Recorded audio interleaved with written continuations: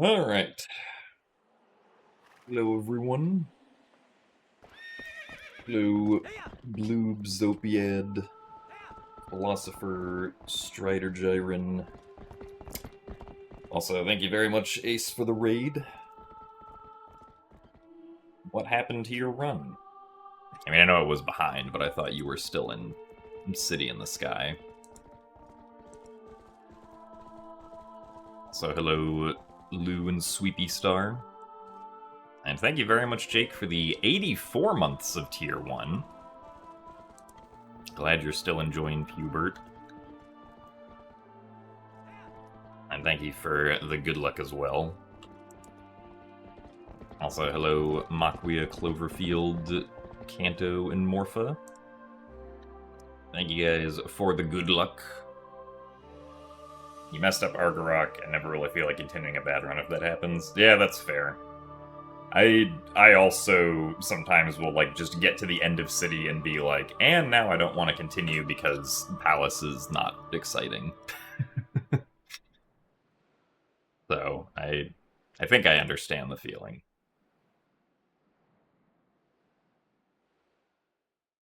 Also, thanks for the good luck, Linky. And thank you very much for the good luck, Sol64. Alright, let's get started.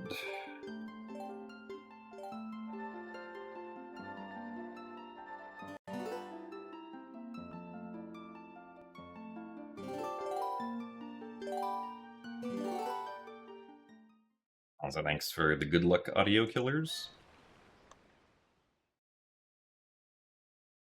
And thanks for the good luck as well, Epsy.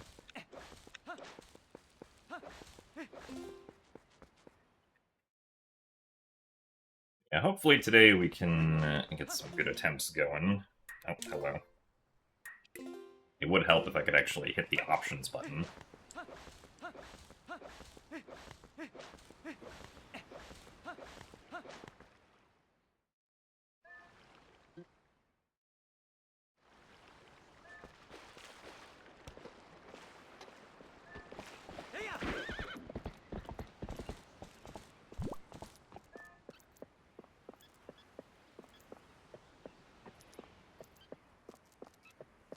Let's see what Gate Clip decides to give us this time.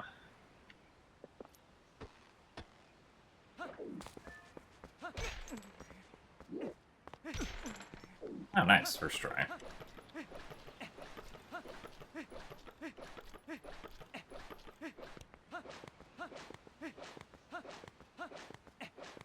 So thank you very much, Waferlink, for the 9 months of Tier 1. Long time no see, and thank you for the good luck. Oh, come on. Surprised I didn't get all the way to the grass there.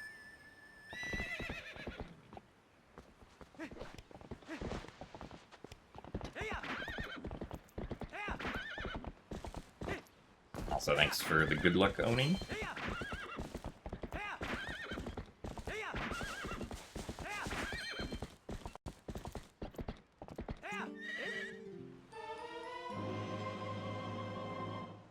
Your new phone just came in, so you get to go through the headache of switching from iOS to Android.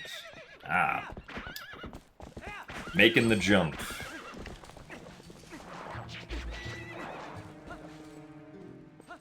I hope that it's not too painful.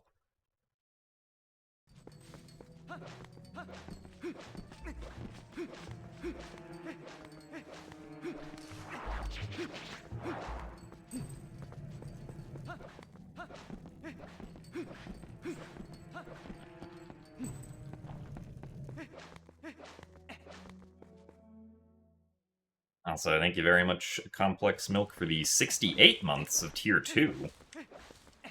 Oh man, between the two funny numbers. Thank you very much for the good luck, and for being 1 month short of funny number. Also, thank you very much, Blood Isaac, for the 57 months of Prime. Thank you for your good luck as well. which we will always need for Twilight Princess. Especially lately, we have not been getting very good luck with sumo wrestling bow. Maybe that can change this round.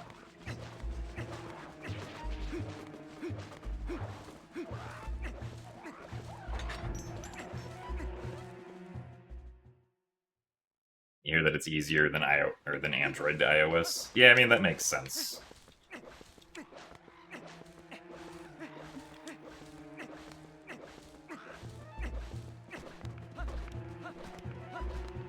I would kind of expect it to be easier going from iOS to Android.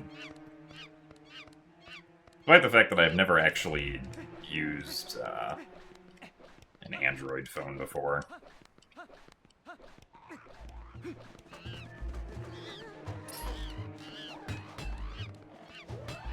Okay. That works. Let's go to the left. No, really? Bro.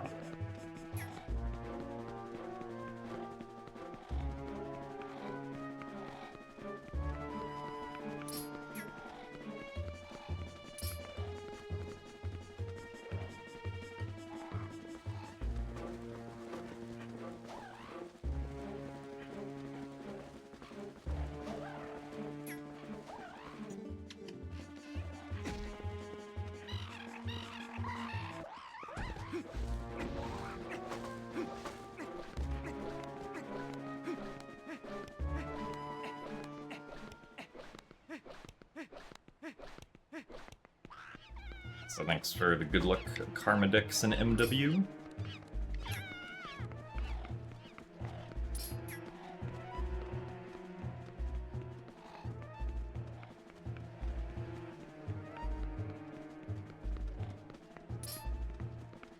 Okay, that one was pretty smooth.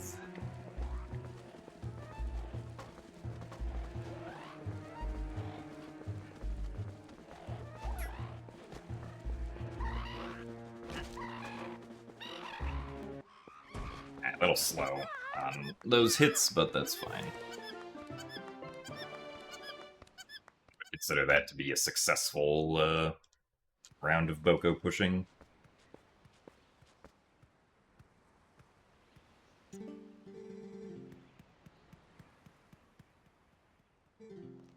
Also, thanks for the good luck, KitKat.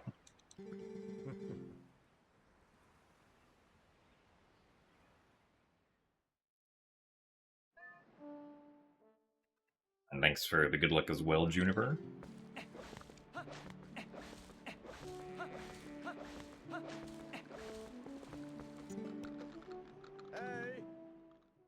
Thanks for the GGs on the run yesterday. I was definitely happy with that because it was better than any of my practice runs that I did beforehand, so definitely take it. Oh, darn it. And these goats are really insensitive. Alright. That works, though.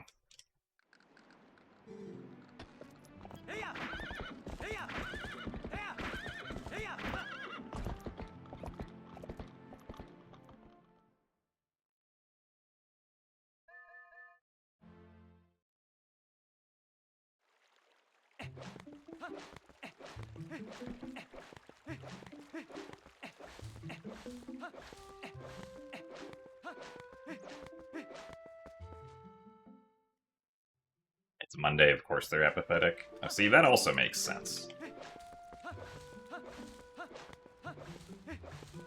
Goats are like, do we really have to get into the barn? And the answer is yes.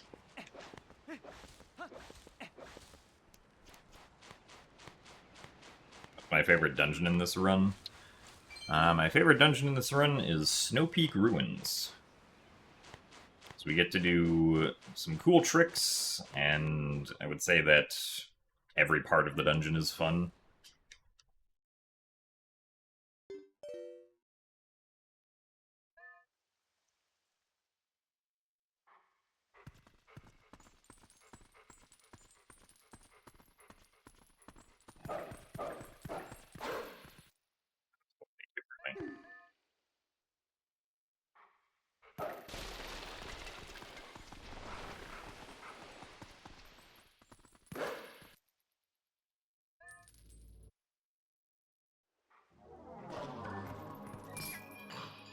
Because pretty much every room in Snow Peak Ruins has a fun trick that we get to do. And also the boss fight is fun.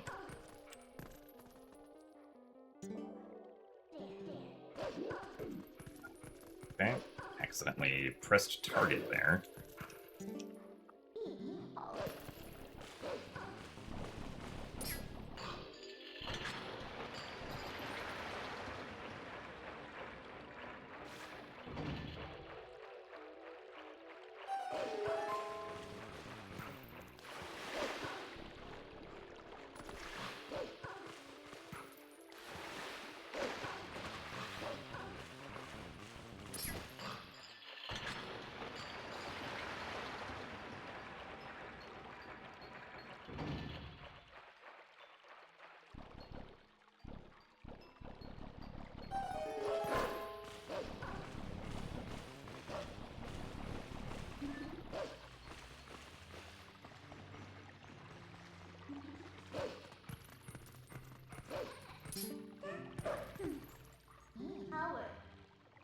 Howard.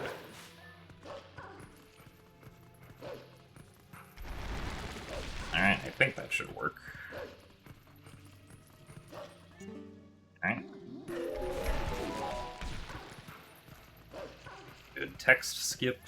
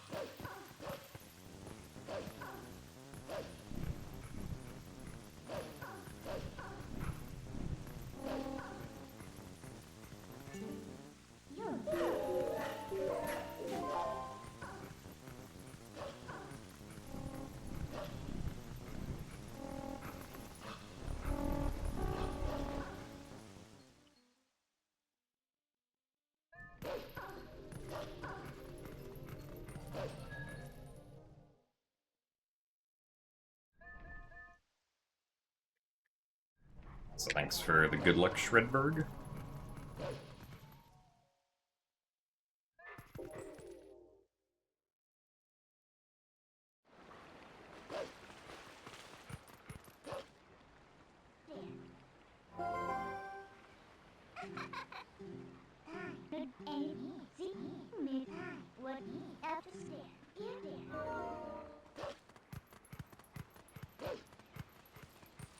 My favorite Zelda music? That's a pretty tough choice, because there's a lot of good music in the Zelda franchise.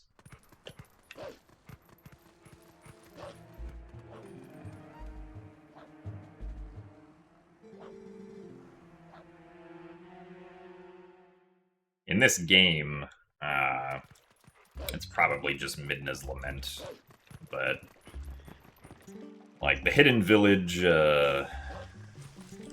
theme is also good. Wind Waker's Great Sea and Mulgara themes are very good. Spirit Tracks just has good music in general all around.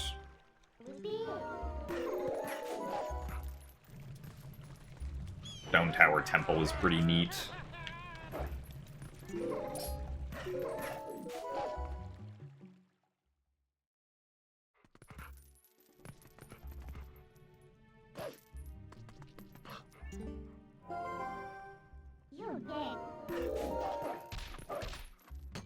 Actually, I guess I don't think the Zelda music that... Now that I'm thinking about it, I probably think is best, I don't think is actually in a game. But is the music that they used for the final... Actually, I don't know if it was the final, but it was, I think, the E3... Was it E3? It was music that was used for the Breath of the Wild trailer that... Oh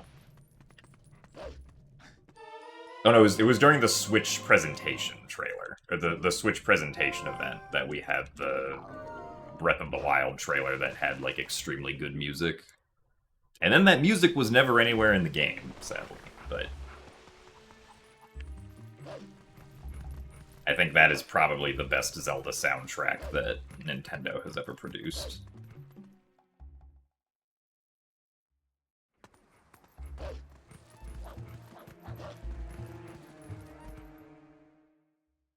Also, thanks for the good luck, Trippero.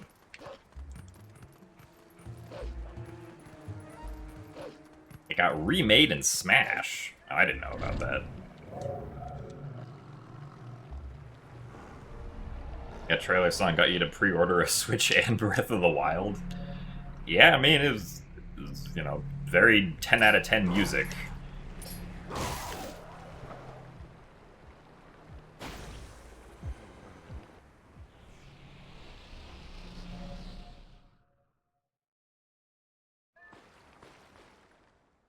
And then the Tears of the Kingdom one for, I think it was the third Tears of the Kingdom trailer, was also pretty good, but not quite as good as the Breath of the Wild one.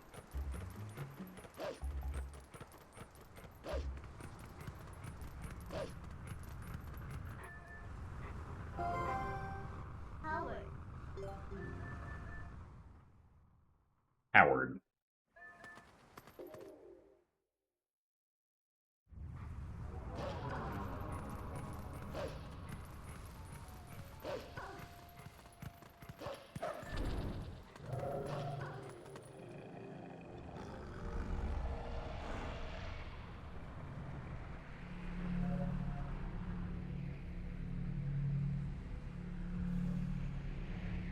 Yeah, we get some Zelda stuff next year for the anniversary. I mean, I'm sure something is going to happen. My predictions... I feel like the safest guess is just Twilight Princess on GameCube and SO. But I think there's also a chance we get a remake of something next year. Something that, like, Tantalus Games could have been working on for a couple years at this point. As Tantalus Games made Twilight Princess HD in 2016, and Skyward Sword HD, which was released in 2021, so if the 5-year pattern continues, there will be something else in 2026.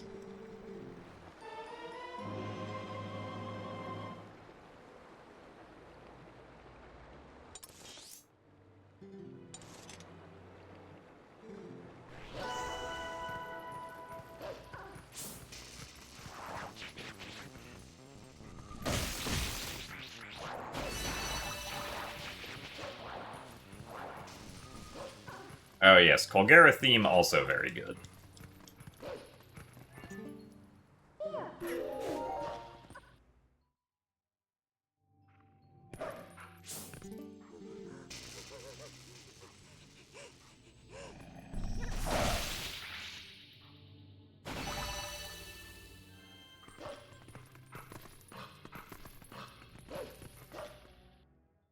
I mean, I guess I don't know what would be, like, next for a remake or remaster situation, because at least, like, I know there's a lot of people who want, like, Oracle remakes. And that's a game that has not been remade. But if we're going with a 3D Zelda, I would think probably Ocarina of Time.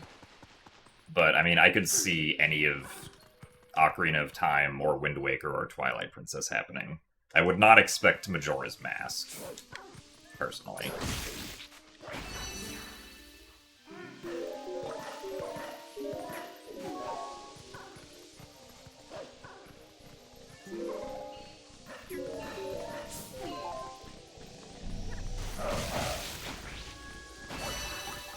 Or, unlikely option, but if after doing 2 remakes, Nintendo trusts Tantalus to do an original old-style linear 3D Zelda, that would be pretty cool.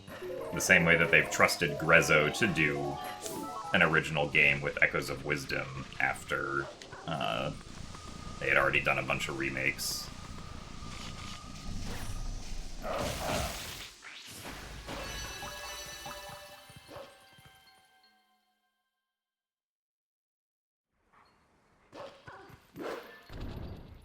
I mean, just because a game is on NSO doesn't mean that it's, like, excluded from potentially getting a remake, right? Because Link's Awakening's on NSO, and obviously has its own Switch remake. Also, thanks for the good luck, Zane.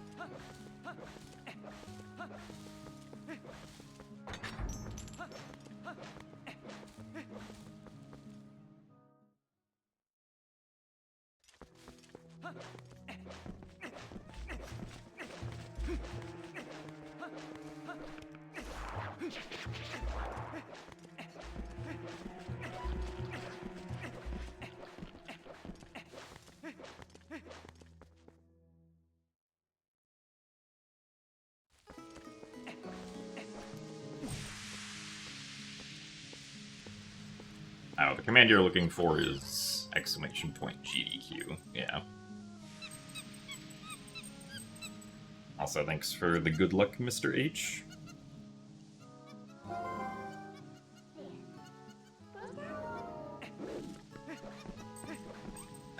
I don't know if I would see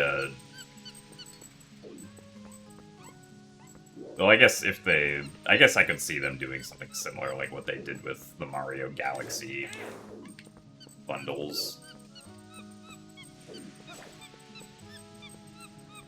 But yes, like, I would be surprised if nothing Zelda-related happened next year.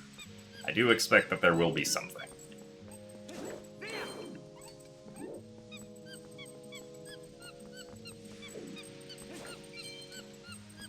Where is the case?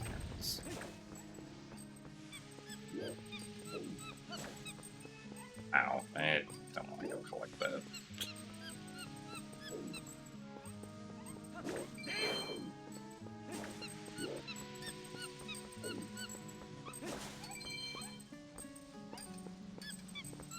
This keys.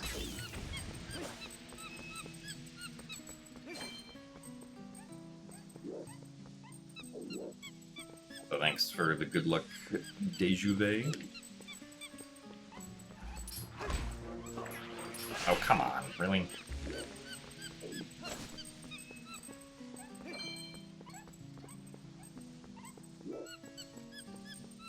That sucks that the monkey noticed the lava.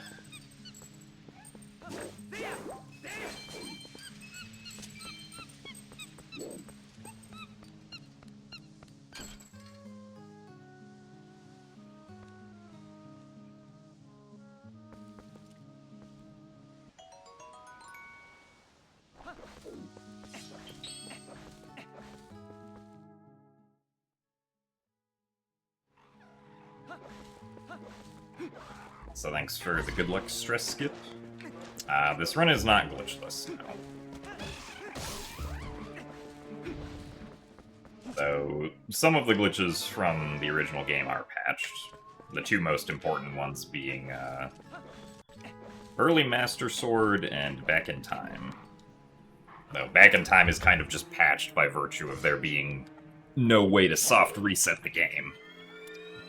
But they did add invisible walls to prevent Early Master Sword, so... We do gotta beat Lakebed Temple and go through Midna's Desperate Hour before we can do that.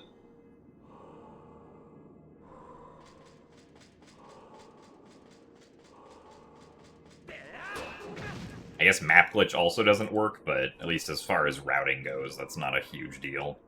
Because we have another way of getting to Snow Peak early that does not involve map glitch, which is much harder, but is an alternative that works.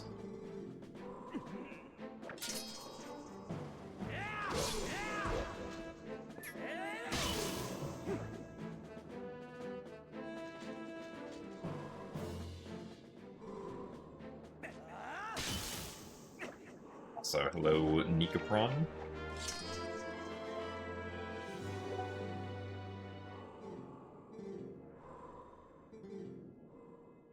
I don't actually know if the game refers to it as Midna's Desperate Hour at all.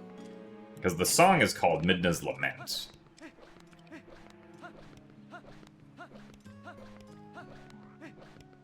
I don't remember if there's any dialogue that calls it that.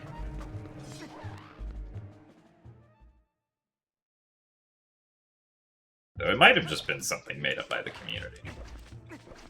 Or it might have been, like, in an old guidebook or something.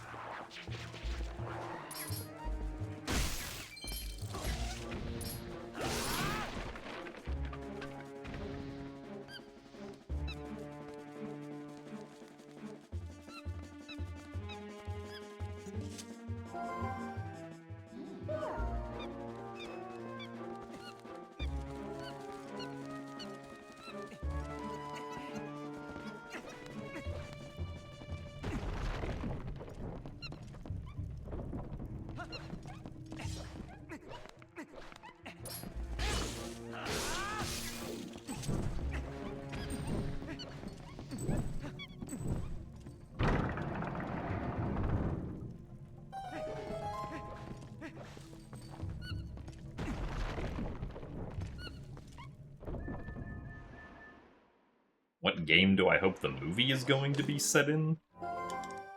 I kind of don't expect that the movie will be set in a game. I would expect it to kind of be its own Hyrule. That, like, obviously takes inspiration from various games, but is not, like, just essentially taken from one game.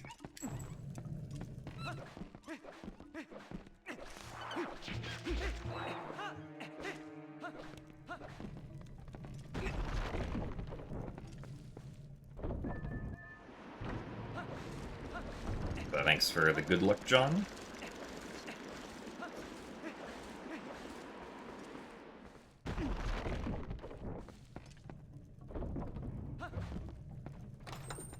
I mean, I think the movie has potential to be good. I don't think, based off of, like, the few screenshots that we have of production, that we can tell if it's going to be bad or not. Obviously, I don't hope that it's bad, but I will reserve judgment for when I actually see it. And if it is bad, then, oh well, I can still play the games.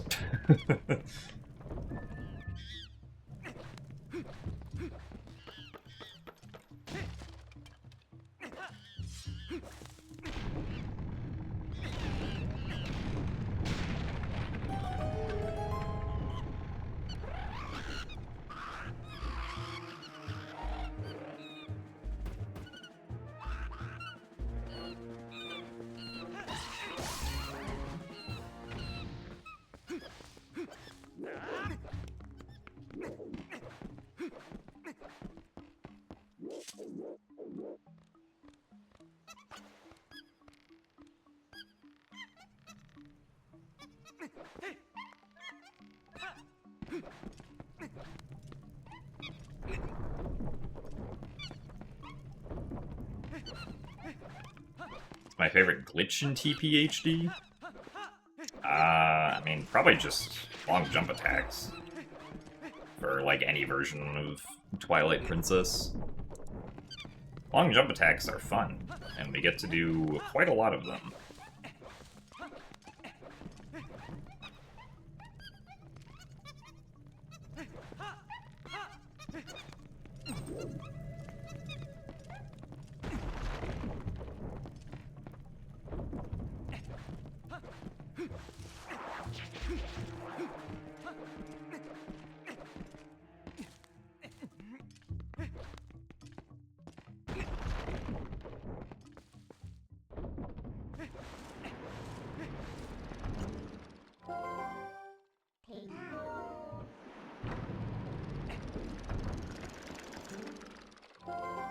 How much do I script my commentary / explanations for GDQs versus just repetition and practice from streams?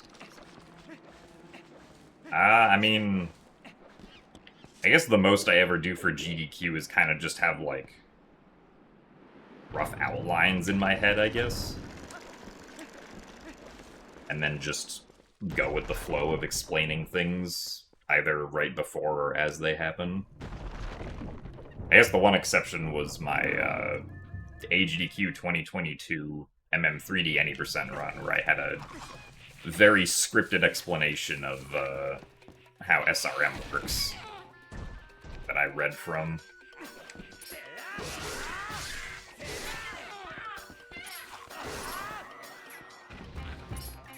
One, 2, 3, 5, 6, 7, 8. Really weird hopping pattern. Also, 12 total hops is pretty bleh.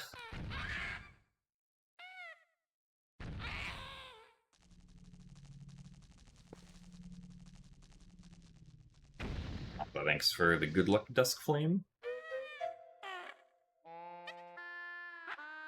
Am I nervous for AGDQ? Not really. This run doesn't have, like, a whole lot of, like, potentially run-ending tricks or anything like that. Like, the hardest tricks you can just kind of keep retrying until you succeed at them. The only thing that I would be, like, worried about is, like, just a random crash that happens, because we don't save warp very much in this run.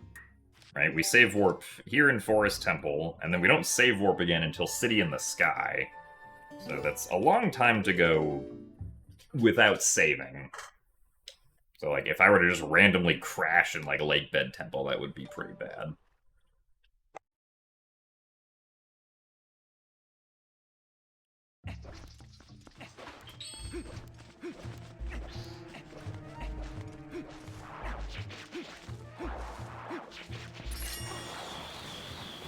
I mean, I've never just had random crashes in this game. Like, anytime that the game has crashed, there's been an explanation for why it's happened, even if it's something really weird.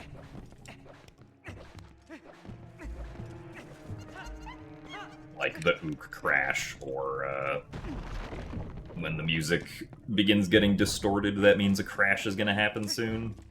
And in that instance, I can also just, like, save before the crash happens.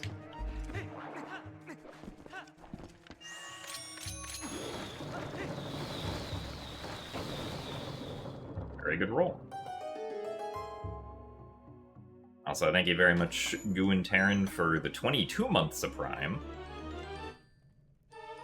Thank you very much for the continued support. Only 2 more months until the Rainbow Badge. Also, thanks for the good luck, Cat Cantaloupe.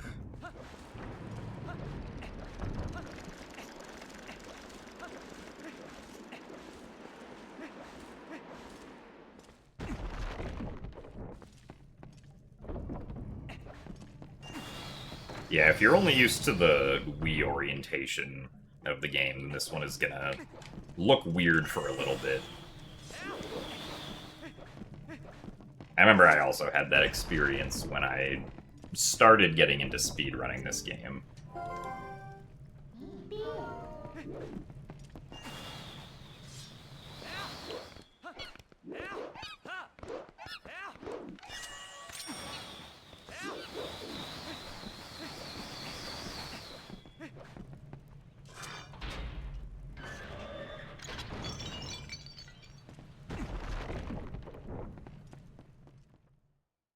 Thanks for the good luck, Kylie and Lucas.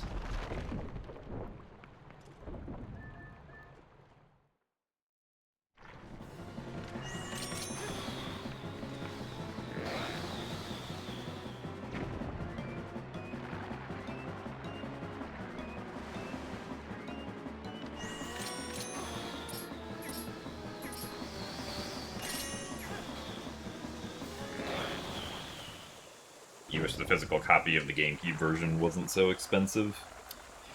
Yeah, it does kind of suck how expensive the GameCube version is. Which is actually...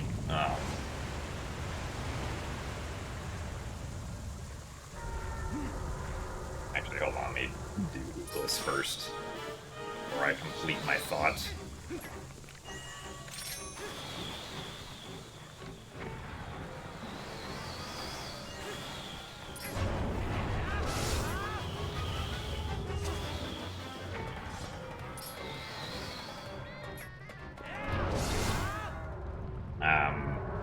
But apparently, like, Wind Waker being on GameCube NSO and, like, the Thousand Year Door remake coming out for Switch has seemingly lowered the prices for each of those GameCube games. So, if Nintendo releases Twilight Princess on GameCube NSO, then that could potentially lower the price of GameCube discs, which kind of makes sense, because then Nintendo's actually distributing the game again in a way that people are able to get.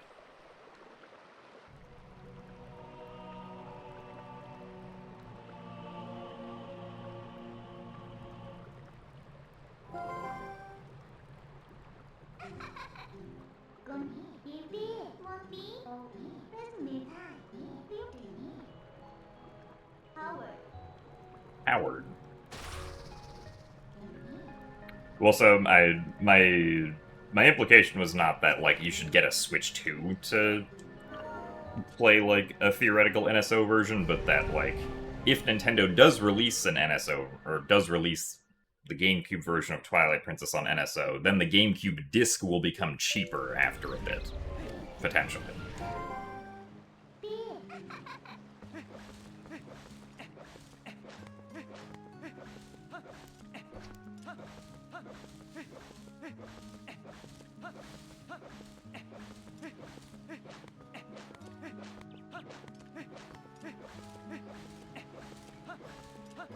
Since if Nintendo is actually distributing the game through a means that people can acquire, then the disc won't be as in demand as it previously might have been.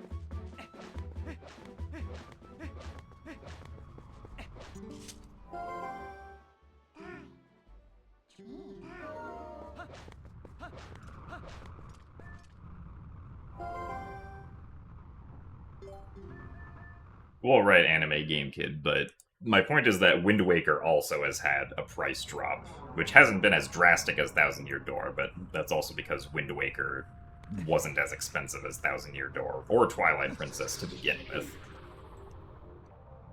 Specifically GameCube Twilight Princess.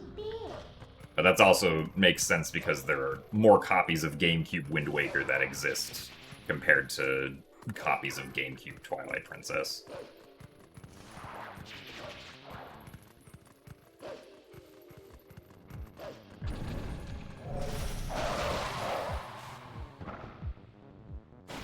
Also, thanks for the good luck, Kathy.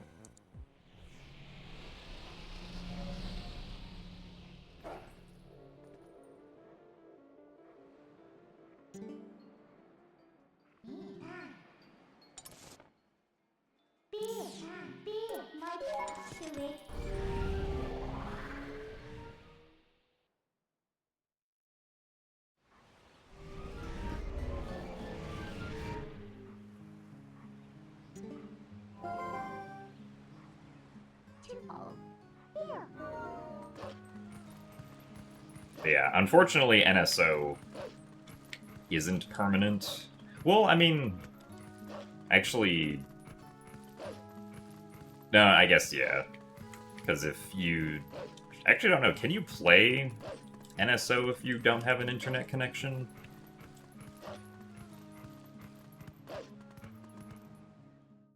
I would assume you can in some regard, but maybe that's not correct. I've never tried it myself. Oh, but only for a week, okay. Well, okay, so how is that week counted then? Can you just set the clock back and just extend it infinitely? I would assume there's protections against that, but...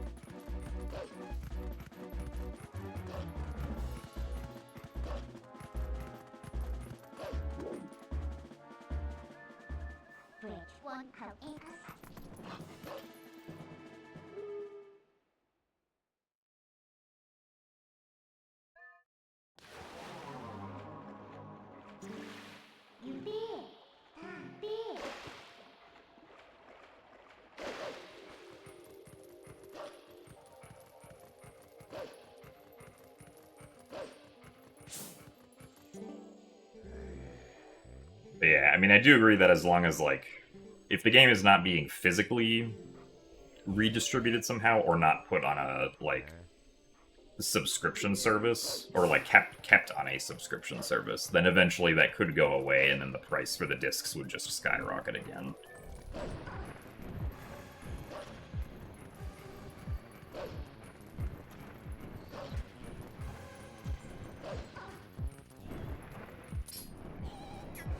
Where is this guy going?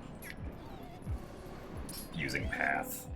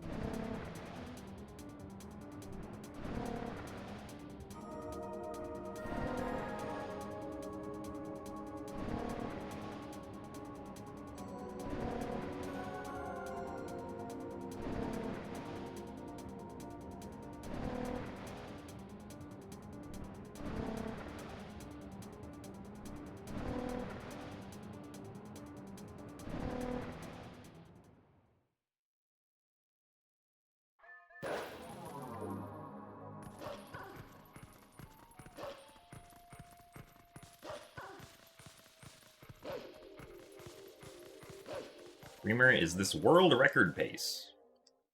I mean, technically, yeah, because my PB is the current record.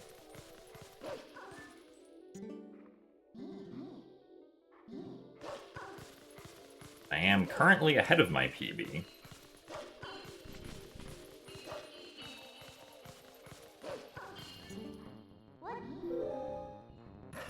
I think we're ever getting a traditional 3D Zelda back.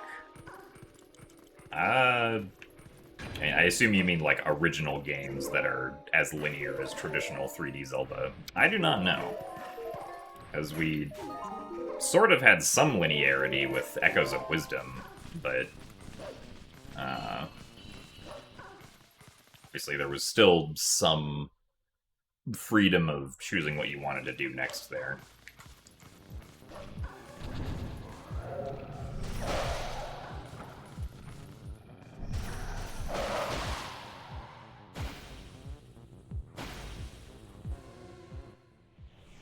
But yeah, basically, I don't know. I guess I wouldn't expect, like, at least, like, the next 2 big 3D Zelda games from Nintendo to be, like, very strictly linear. Like, I would expect, you know, either being as open as Breath of the Wild and Tears of the Kingdom, or something along the lines of Echoes of Wisdom.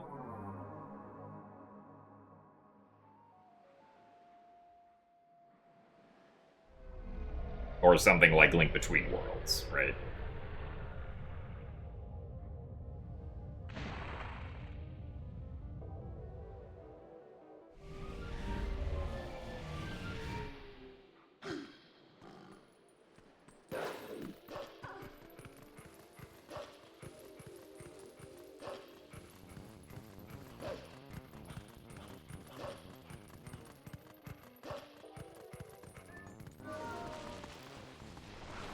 Is the easiest Zelda speedrun I've learned?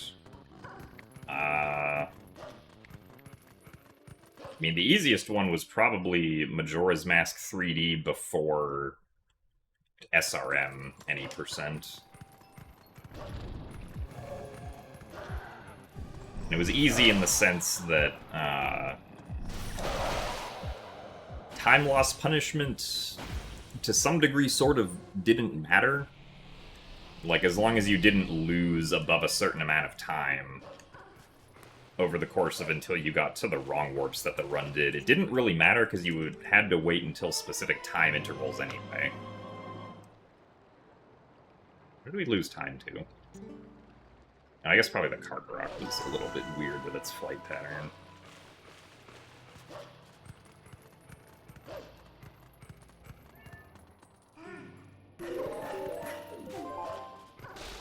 Most 5 out of 10 difficulty Zelda speedrun? 5 out of 10 difficulty.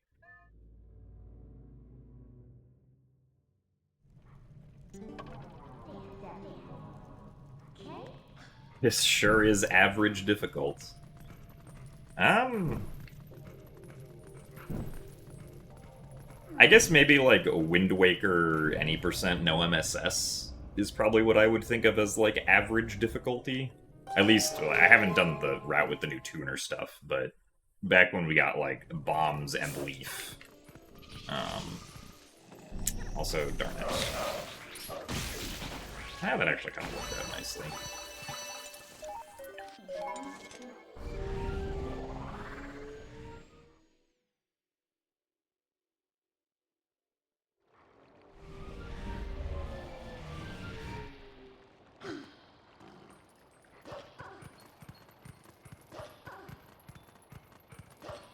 Or outset bomb swim. I mean, I guess I didn't think that the outset bomb swim was, like, that difficult, but I think that's just because I have a stupid amount of experience with Wind Waker super swimming.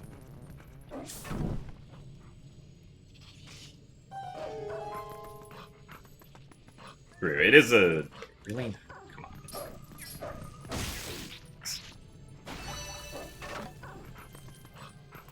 surprised that that bug looked like it was initially going to go the other direction, but I guess not.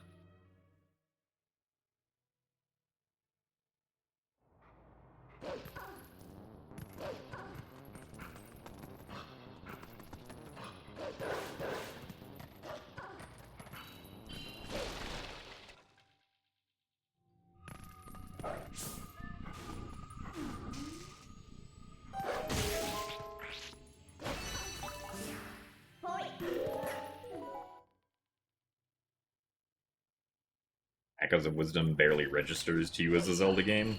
Oh, that's interesting. I guess I definitely felt like it was a Zelda game. At least it felt closer to traditional Zelda to me than Breath of the Wild or Tears of the Kingdom did.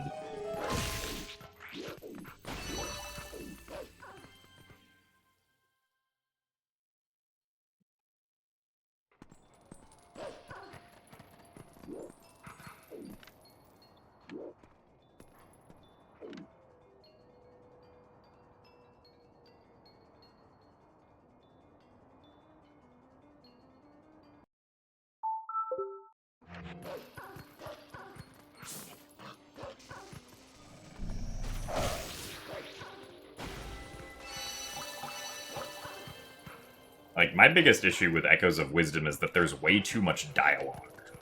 Like, I feel like we could have cut out half the dialogue from Echoes of Wisdom, and it still would have just been the exact same game, except now the dialogue doesn't take forever.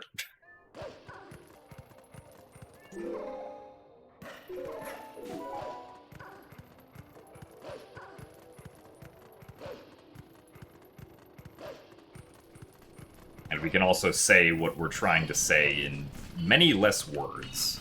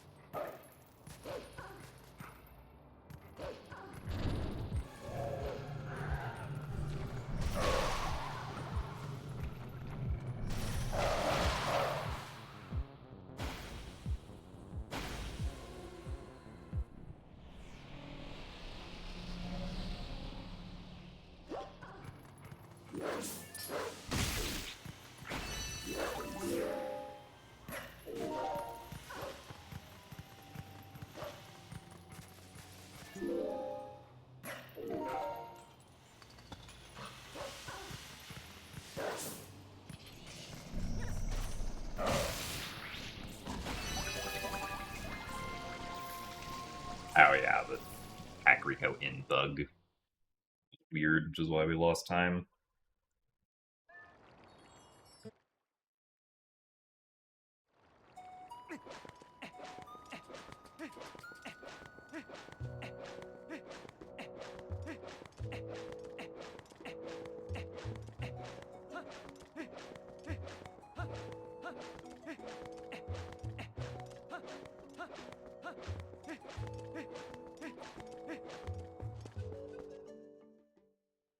How did GDQ go?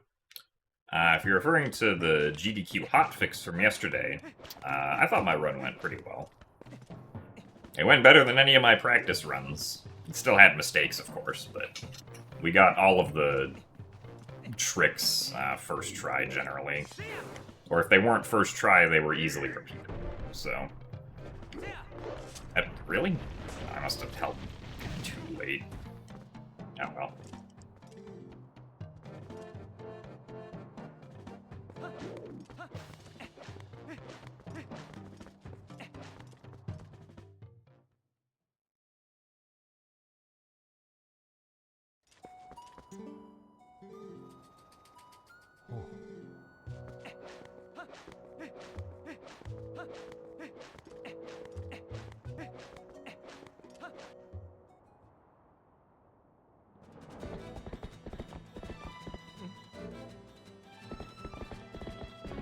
Crashed on Ace 4 times. Yeah, sometimes arbitrary code execution do just be like that.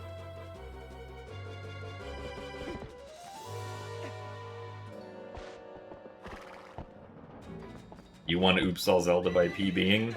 Yeah, I would say that's a good measure of who won, who PB'd.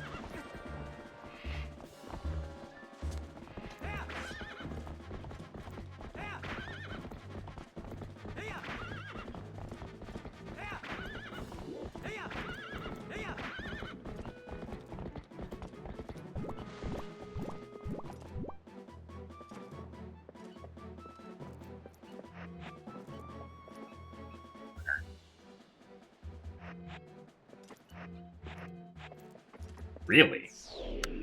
I am genuinely surprised that did not work. Been a frame wait.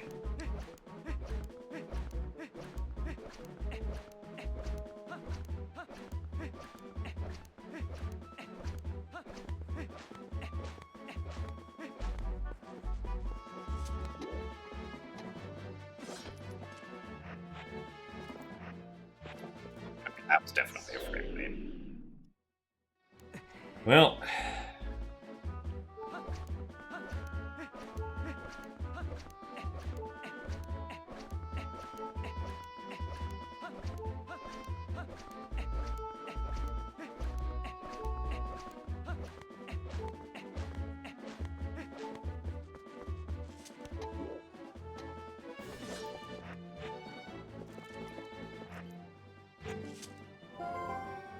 ow. I see what happened. Fine, I'll reset it up again.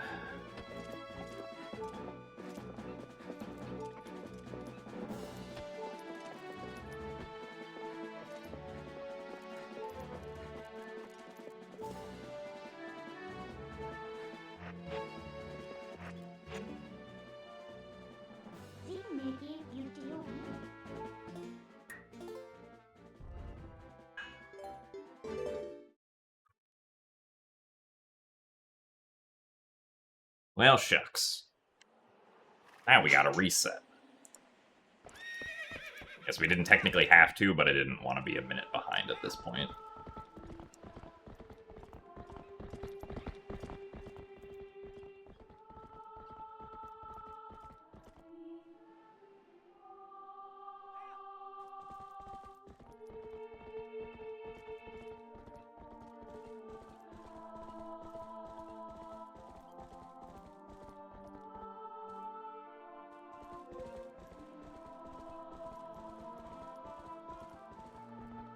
Have I ever accidentally gotten off Epona once I do that trick? I don't think so. That would be impressive to accidentally do, I feel like.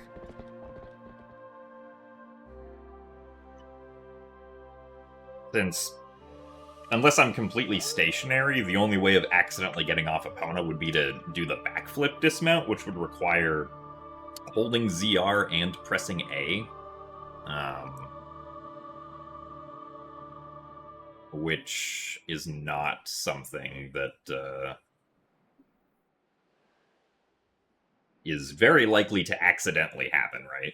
Like, accidentally hitting one button makes sense. Accidentally holding one button and then hitting another one is very unlikely, I feel like.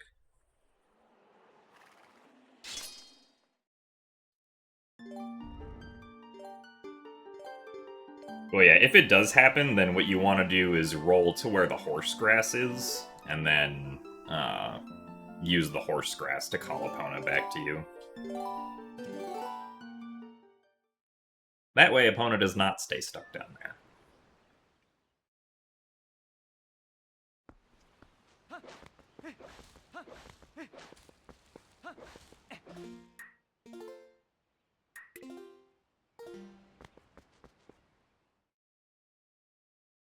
So thanks for the good luck, Strider, Jiren, Sweepy Star, and Cloverfield.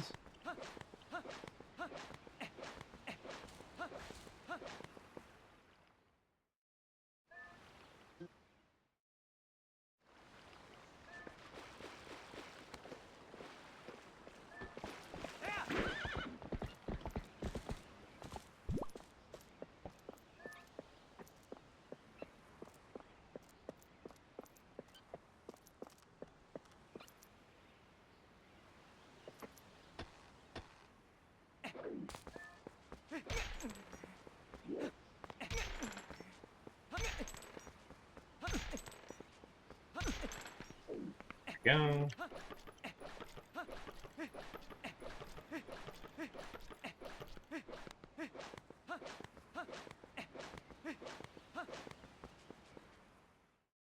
So thanks for the good luck, Karmadex and Boss Lady Trey.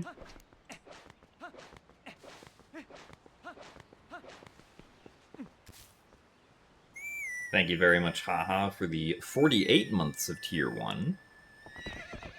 Thank you very much for the 4 years of swimming in the pond and being a loyal fish.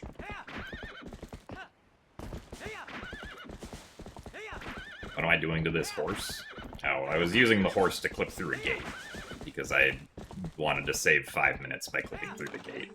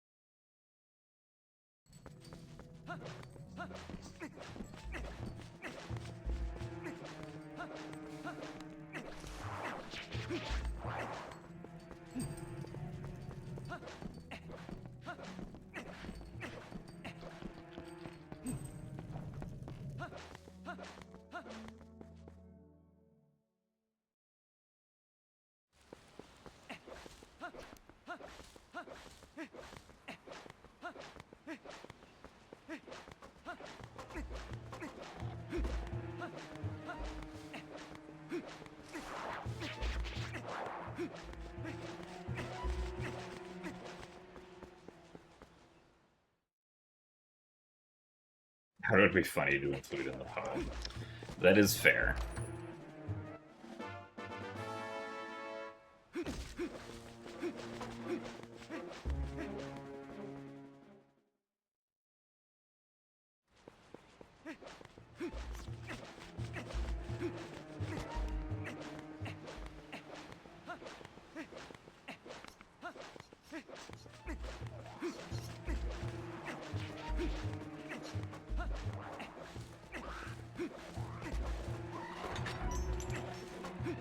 Rolls were kind of bleh, but oh well.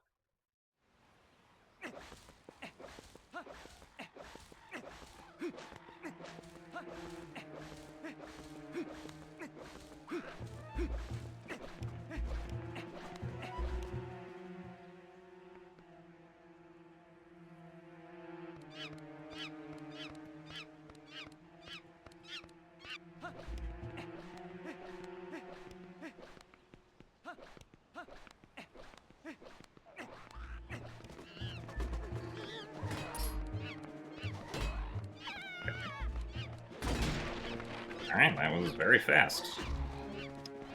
Good cage break.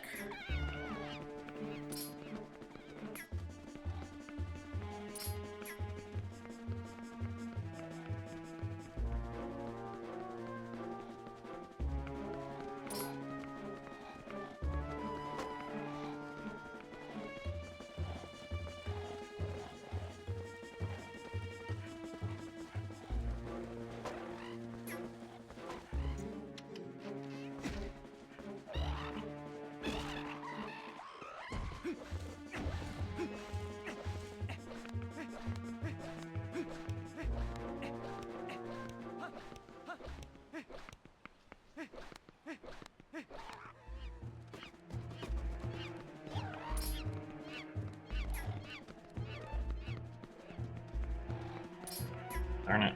I almost got around that corner. Could have targeted. Excuse me, I am pushing you. You are not supposed to be able to hit me.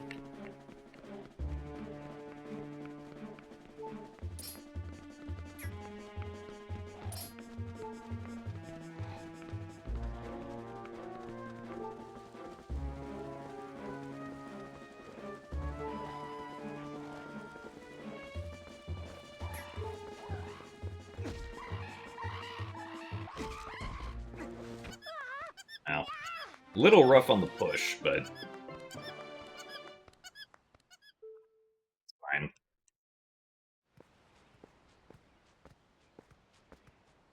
My favorite Twilight Princess dungeon is Snow Peak Ruins.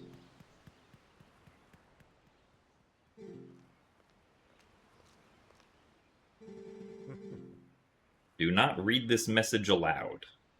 Oh, well, sorry. I have failed the task.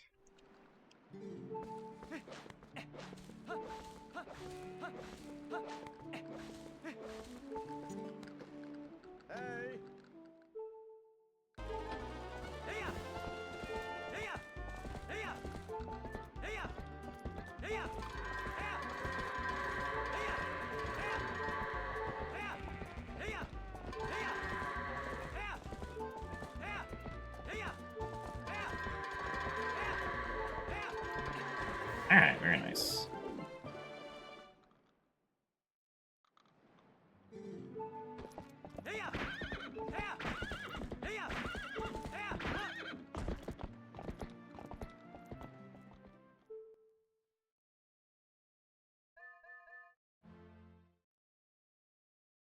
My favorite boss, I would say, is Blizzetta.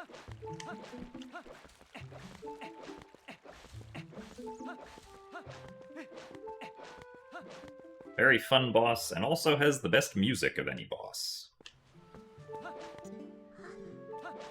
In this game, at least.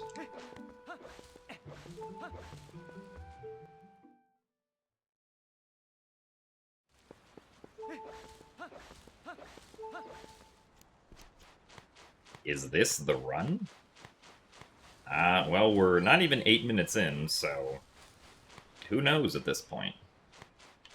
It's had a good start, though.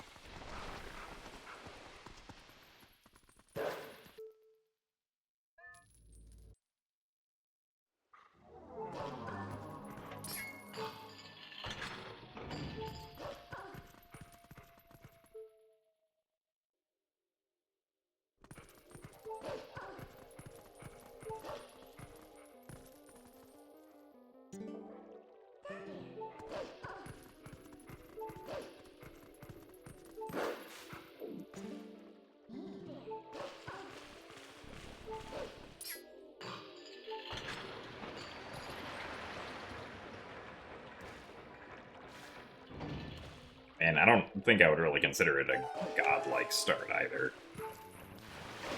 Because I did still lose 9 seconds over my best on Koblenz. Even if some of the individual parts of the segment were very nice.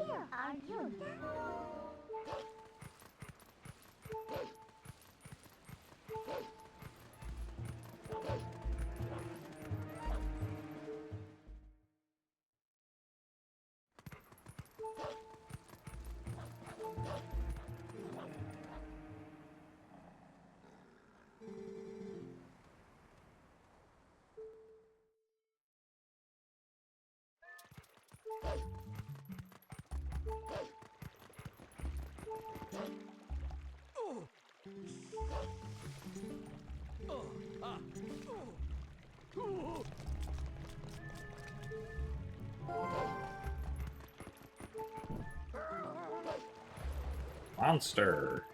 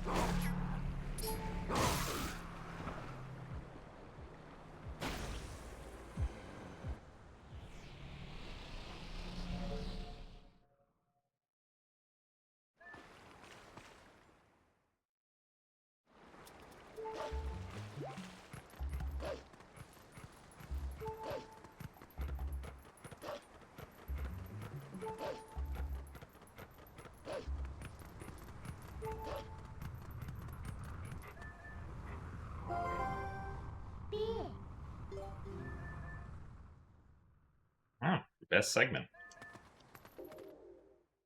Fancy.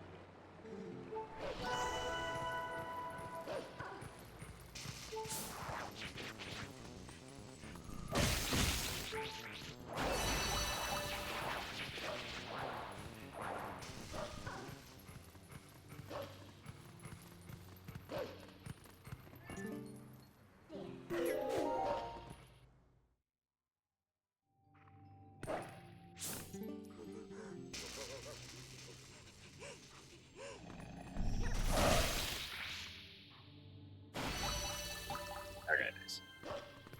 I didn't know if the tier on the right was gonna auto-collect during the cutscene, but thankfully it was close enough.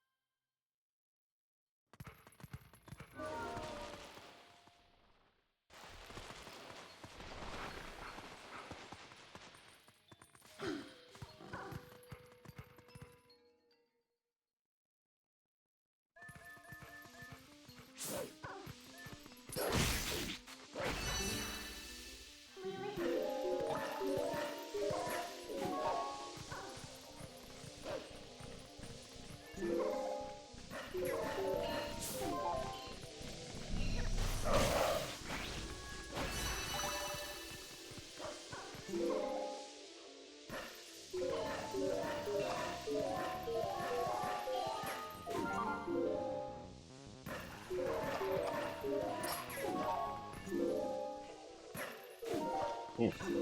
That was dangerous to go for, but we made it.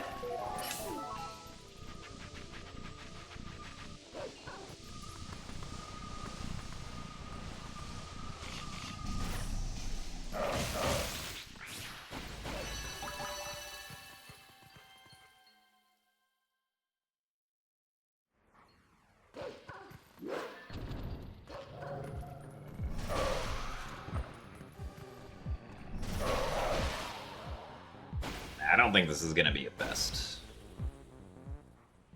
But, I mean, generally we're pretty close to our best on this segment because it's not very long and it's pretty consistent, but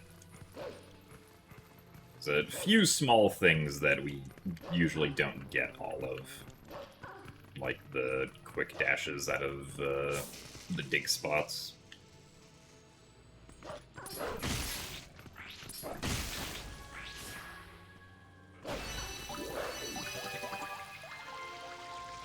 We still saved 2 seconds.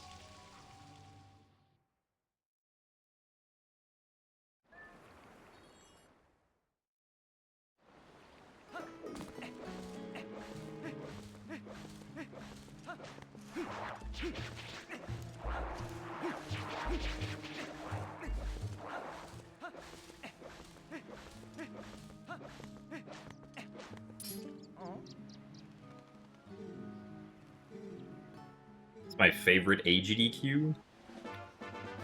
I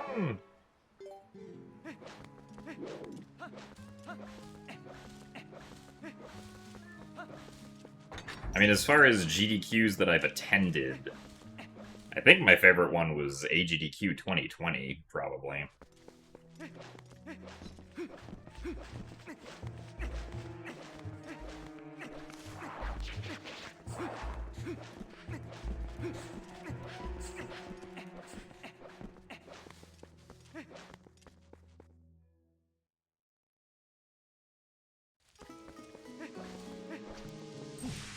Is there alcohol?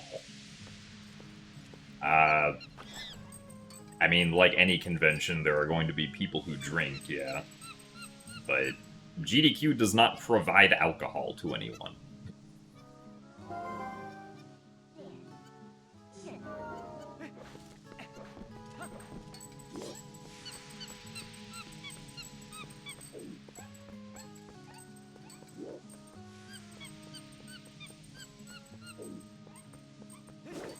There are, of course, you know, people who have, like, root parties, or if, like, someone actually lives close by, they might... Really? Darn it. They might have a house party. I didn't think I got close enough to that blue rupee to actually get the cutscene.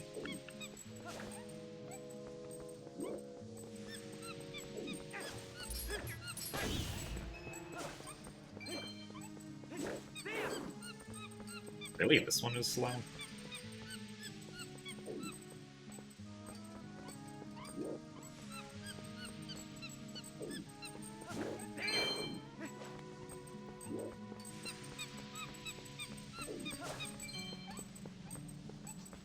No keys.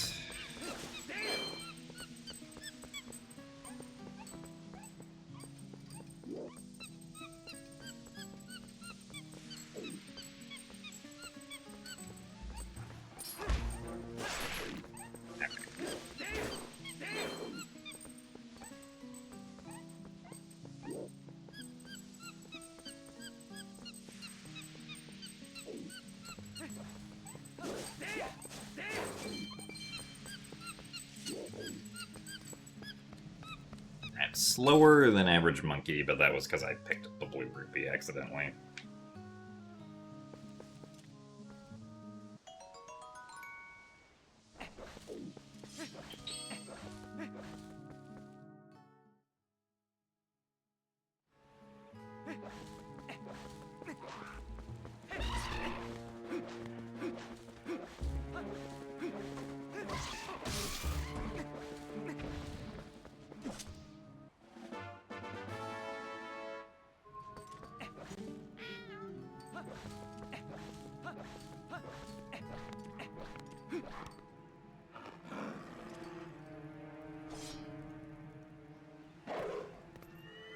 Yeah, AGDQ 2020 was probably my favorite one because it was the one that was held in Florida before the pandemic started, so it was the one where we got to go to Disney World.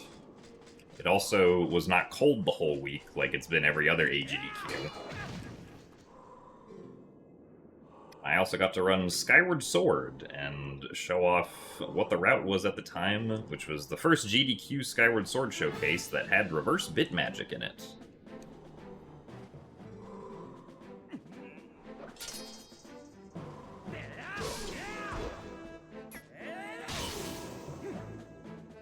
I just generally had a very fun time at that event.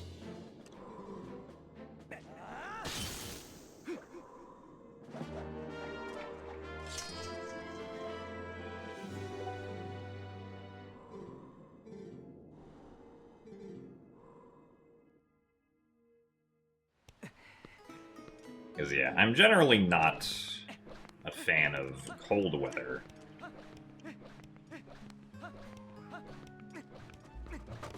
Granted, this is to be expected, having been born and raised in Southern California, where we are very spoiled by the weather being nice pretty much all year round.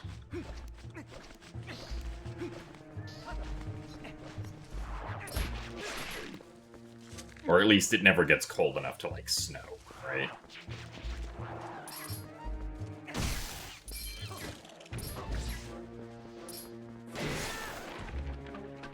What the...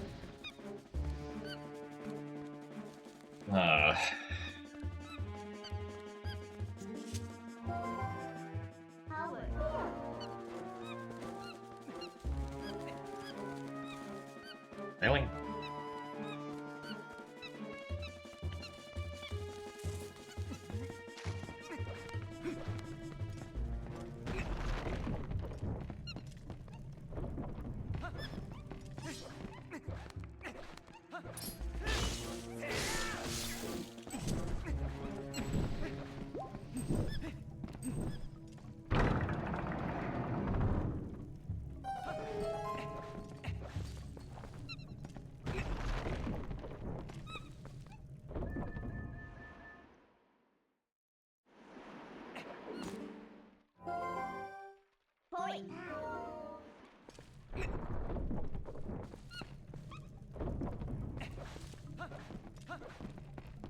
But yeah, like, the past two AGDQs in Pittsburgh have been very cold. Pretty sure the last event, it never went above freezing at all the entire week.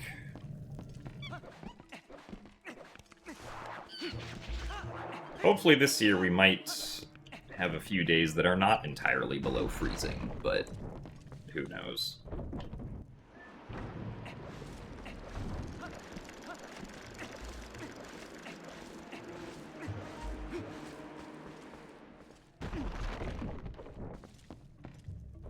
So thanks for the good luck, Zambi.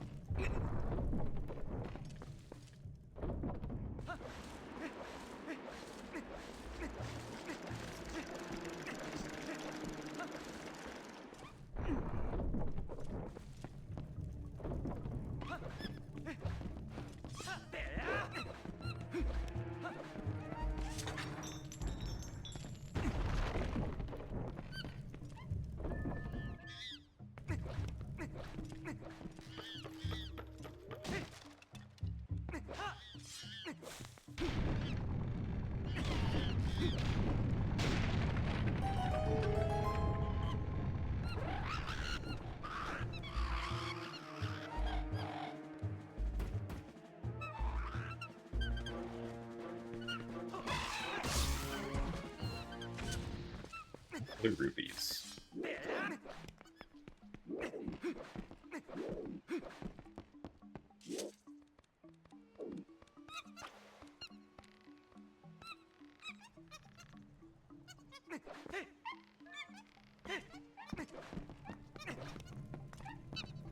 Apple of Time being in Farron Woods blew your mind when you played this game. Yeah, it is neat that you actually have to go back in time to get to the Temple of Time.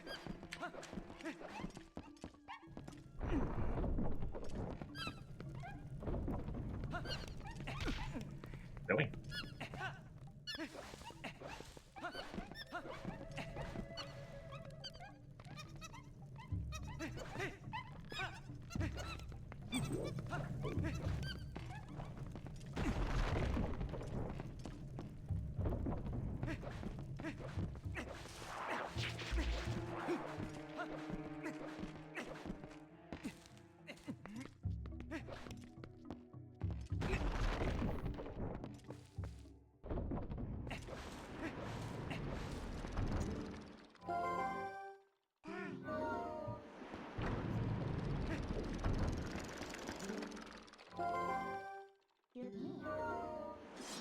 Yeah, the quest to open up City in the Sky is very long.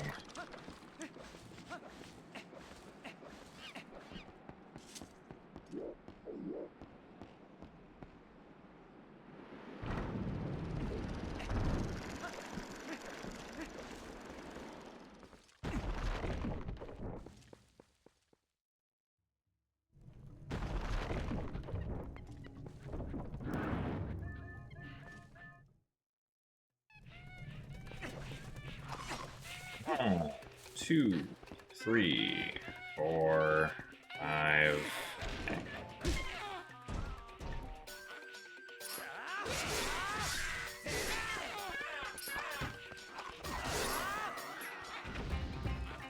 Two.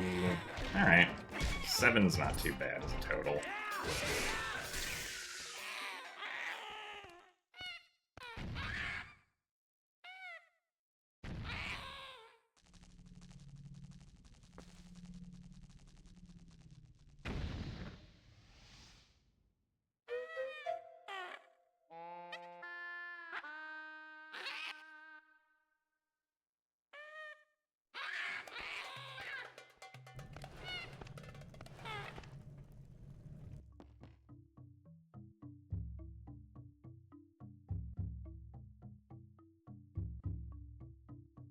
Yeah, Hidden Village is neat, but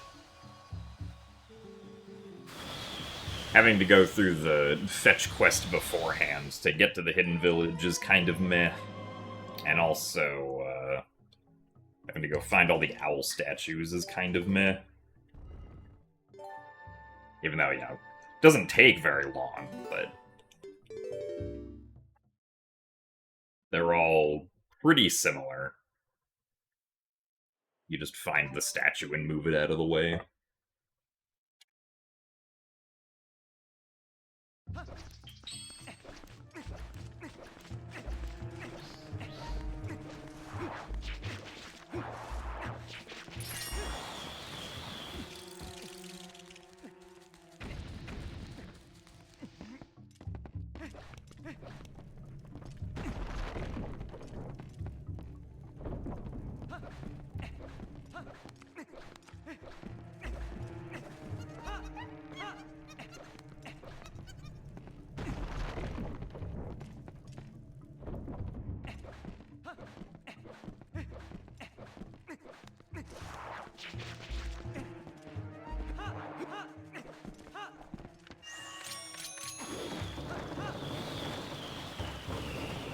Ah, dang. Late on the A-press.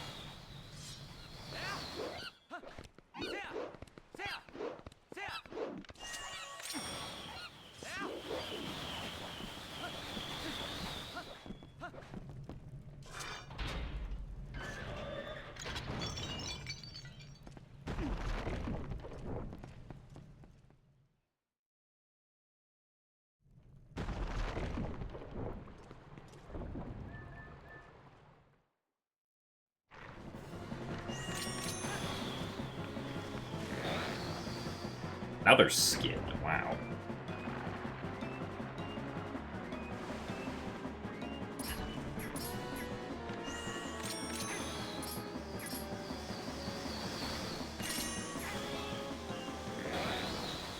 Thanks, Snapback.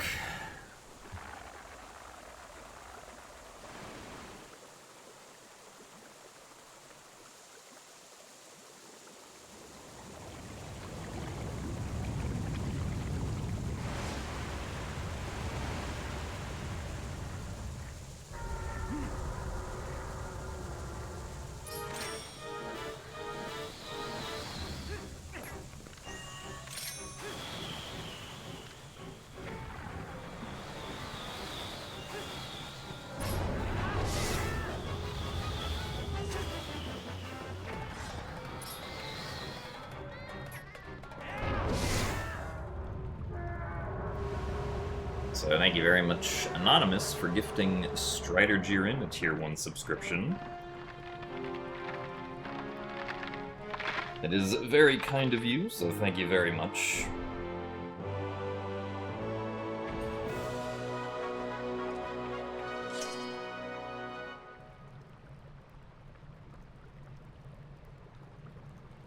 You think the Diababa strat is the most swag part of Forest Temple? Yeah, I would agree with that. The long jump attacks are cool, but Ookless is a strat that's both cool and creative, and feels good to pull off.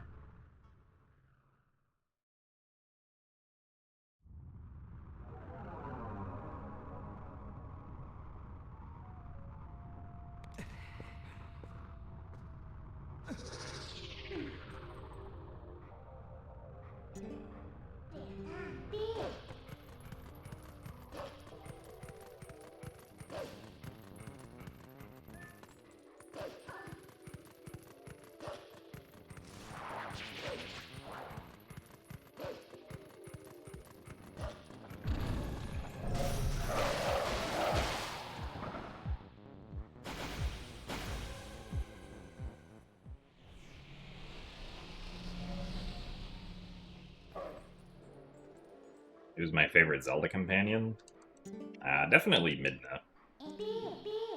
Because she is, like, actually a character.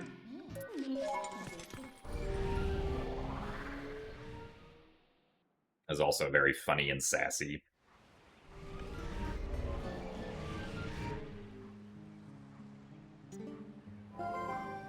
No way, is this the Nintendo Wii U? You bet it is, Brandino. The Nintendo Wii U, released by Nintendo in 2012.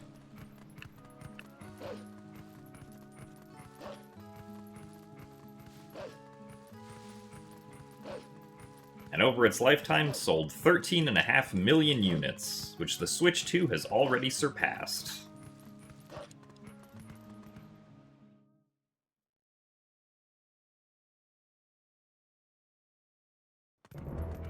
How was Oops All Zeldor? I think it was good. I got a 139 for No Wrong Warp, which is pretty good for a showcase. I didn't fail any trick for too long. I did get bad bomb RNG, which kind of sucked, but just showcase things.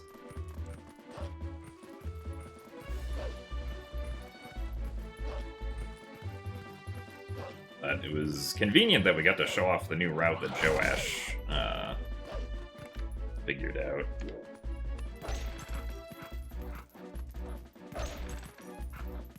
Oh, come on. Really? Bro. Fourth try. Would like to complain to whoever decided to determine how that gate swings.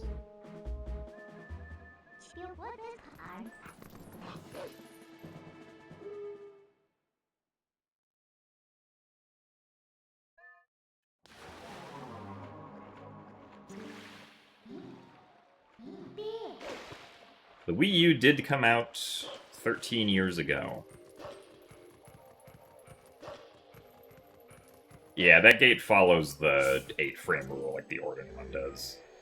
I actually had an idea recently that I haven't gotten around to testing, because most of the time gate clip is fine, but I've been thinking about, like, especially in TPHD, because we don't pause at all before we attempt to do the gate clip, or like don't like have to call Midna to transform or anything, that you might be able to try and time doing it to like a music cue, potentially. Because the music in theory should be the same, I think, as you go across the field and then kill the enemies and then line up at the gate, if you do it mostly the same every single time.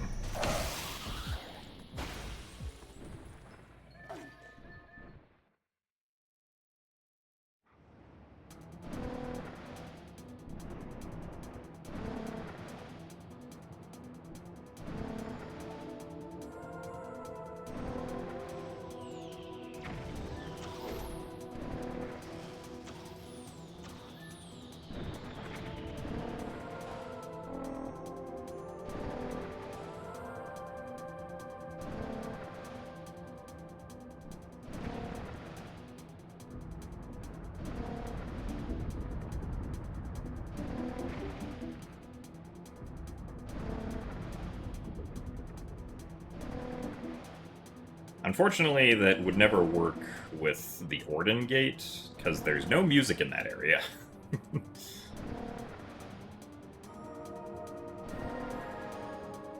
Kind of sad, but oh well.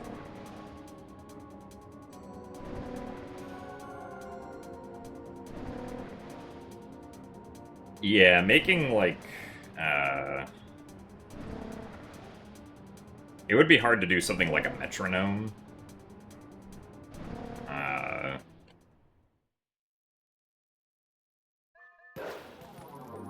Because you would have to time it to when the area load actually starts, which I don't think you can really know. Because loads are occasionally going to be variable because, at least on GameCube, because of disk read speeds. Or because of having to just read a disk in general.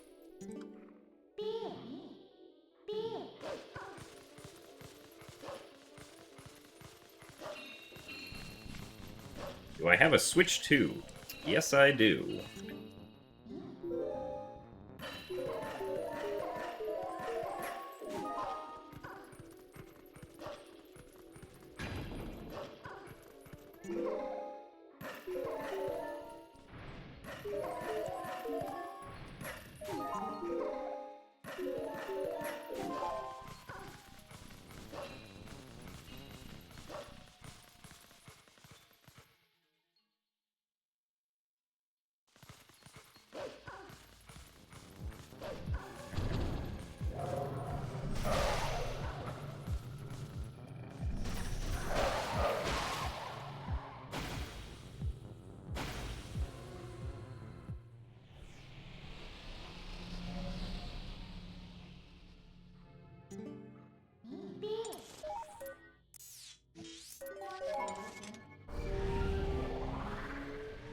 my SD load time test is documented anywhere?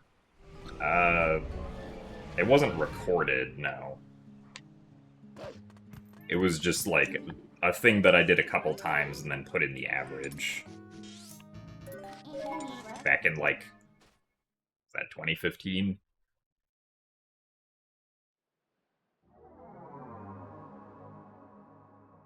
Oh, it's just not in the sheet. I guess what... I think my time was only documented in an old paste bin somewhere that had, like, various people's load times. I guess it never made it over to whatever sheet you have.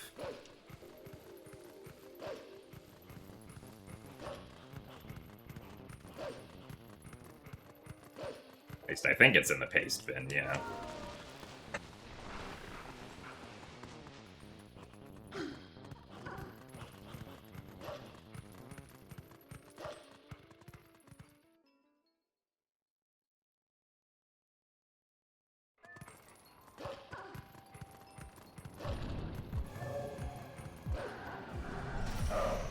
Oh, come on.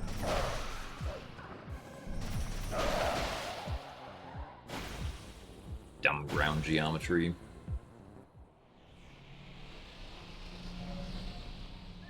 Here's where the time loss happens, thanks to fourth try gate clip.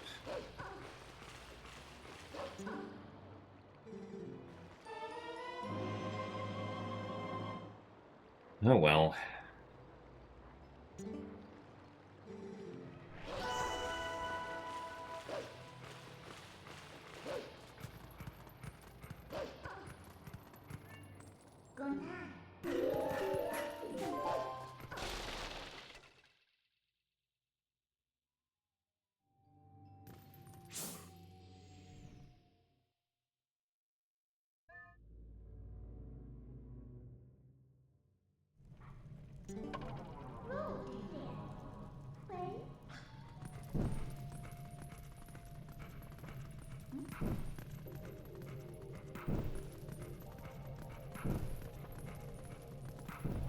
I mean, I thought from what I remember that... I forget if it was the average or the fastest individual timing, but for the Orden Spring one, my Wii was like one of the fastest ones.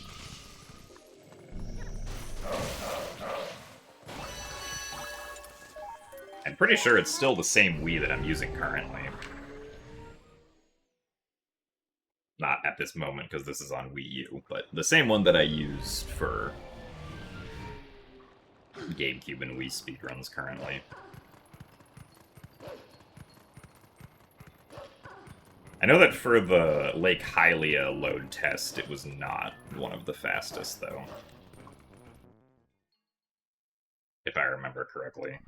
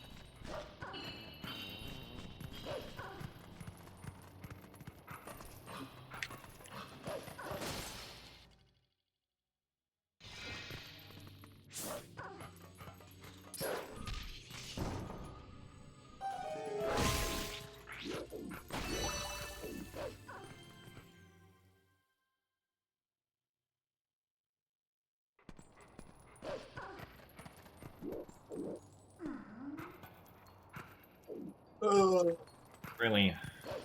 Bruh. This is unfortunate. I didn't even get to attempt the trick.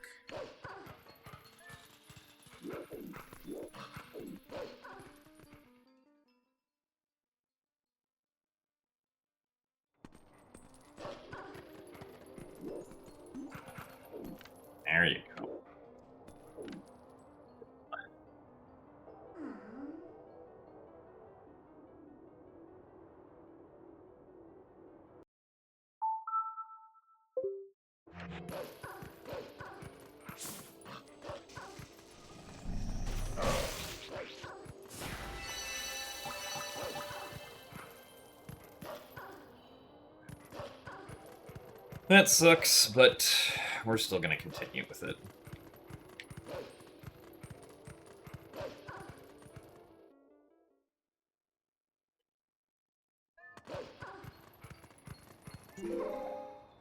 Yeah, the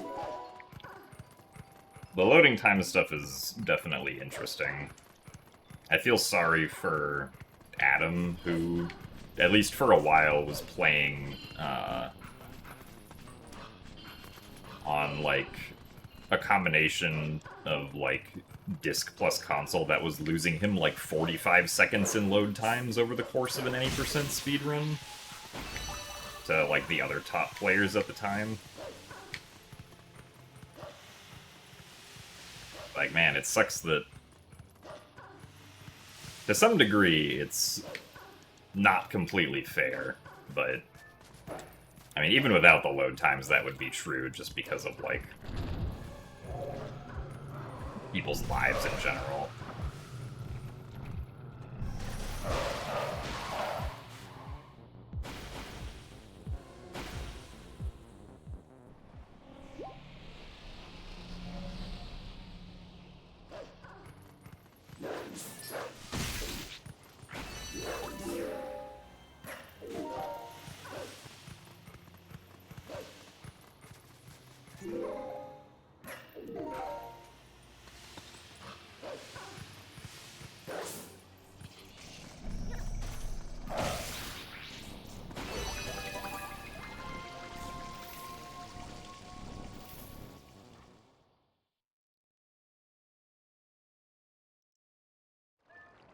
Yeah, I mean, it probably matters more in Skyward Sword, just because Skyward Sword has bigger file sizes.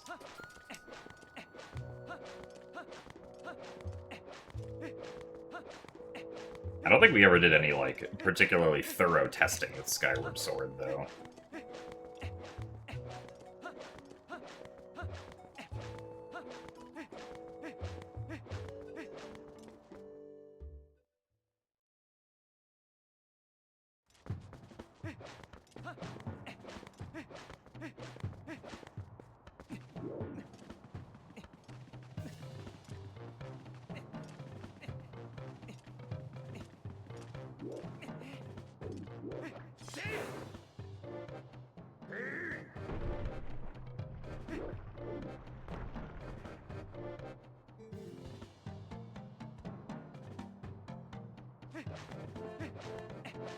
At least now, Skyward Sword any percent is optimally done on Wii U VC because of faster loading times. And everything except dungeons for some reason. Also, I don't know why I'd expected there to be a third set of text there.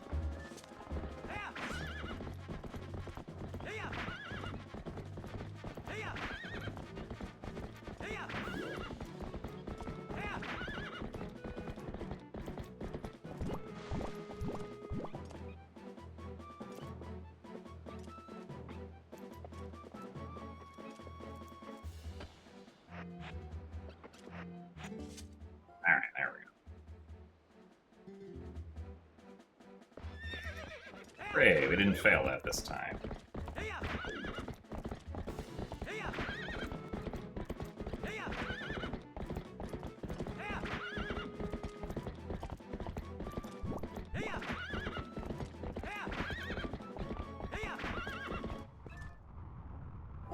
This method is still a thing.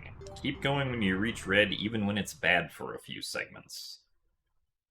I mean, yeah, people do no reset runs, where you don't reset no matter how bad the run gets. Unless you, like, somehow make a mistake that makes the run uncompletable, but...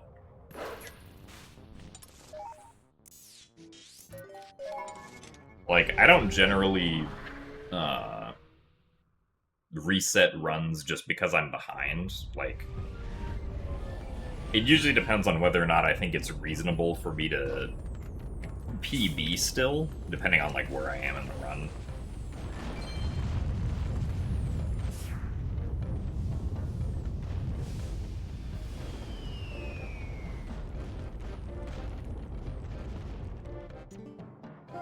Like, even though I lost 30 seconds from, accidentally jumping down when attempting Wolf Bombhouse skip,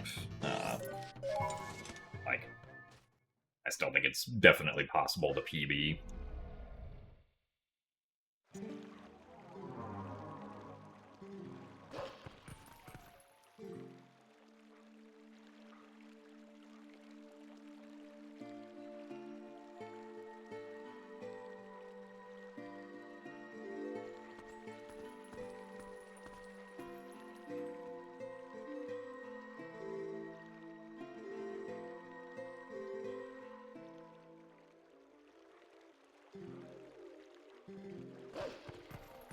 Twilight Princess deserves more love. I feel like Twilight Princess is pretty well loved. At least I don't feel like Twilight Princess is underappreciated.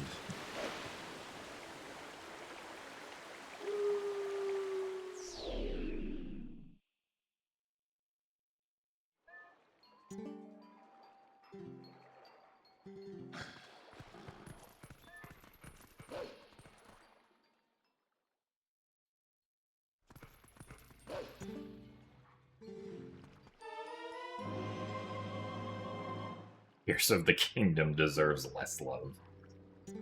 Well, I don't know if I agree with that, but I understand the sentiment.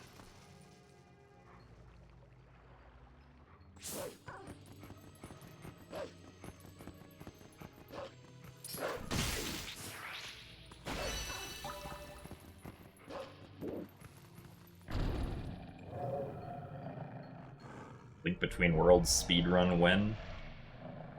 I did learn a Link Between Worlds at one point, like 10 years ago, but I never ended up doing a run of it. Maybe one day.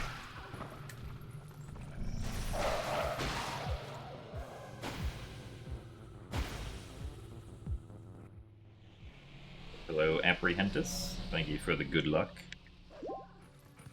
And thank you for the best of luck as well. Why not, Wobbuffet?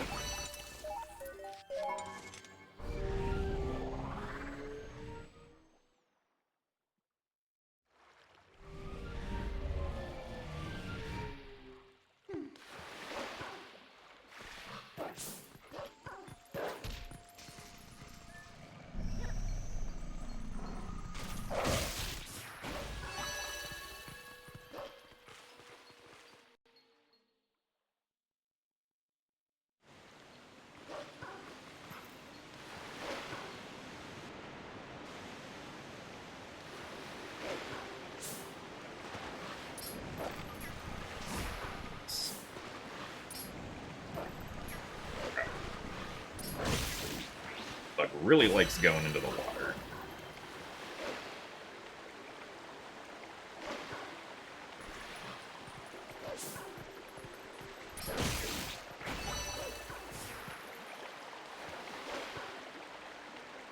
Oh yeah, Twilight Princess, I feel like, at least as a speedrunning community, has always been fairly active at the very least. Like, it definitely feels like it has more, or, like, the most activity compared to, like, Wind Waker and Skyward Sword.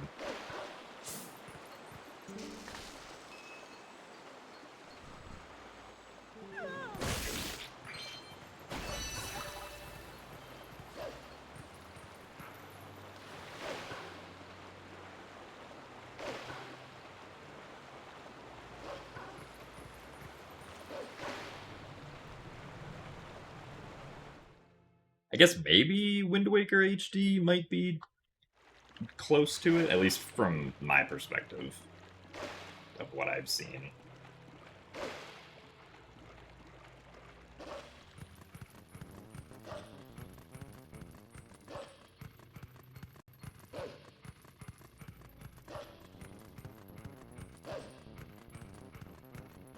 The worst bug in TP. At least as far as RTA runs go, I think I'm inclined to agree. It's usually not that bad in TPHD, though. It's much worse in the original, where you have to contend with 2 lily pad bugs. So thanks for the good luck, Ben.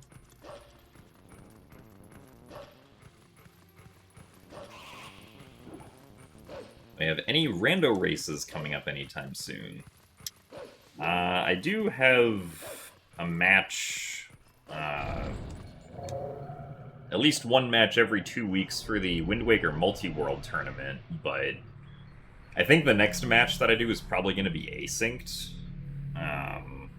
most likely. Hello. So if it's asynced, it won't get streamed.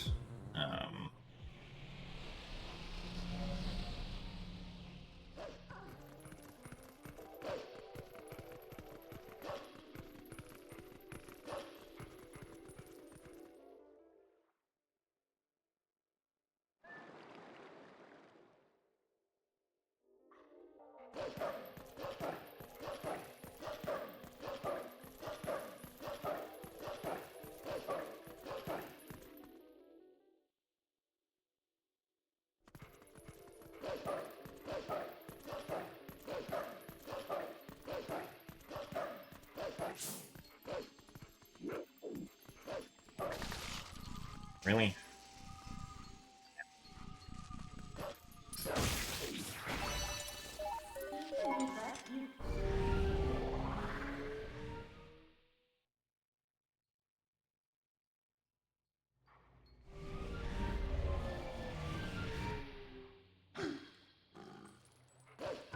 I don't think we're aware of anything special that Twilight Princess can do with MMU off.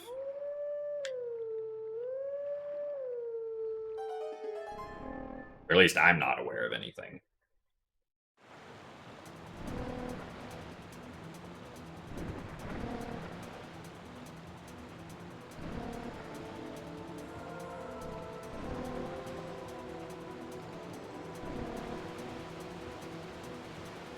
I believe MMU just stands for Memory Management Unit.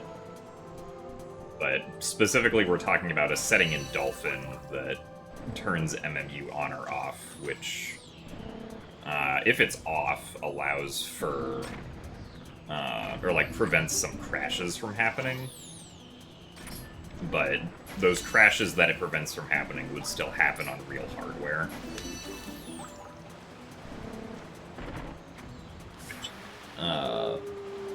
Is advantageous for, at least in Wind Waker's case, doing an all-dungeon speedrun, because it means that you can skip having to get Medley and Makar. Why is the bug so high?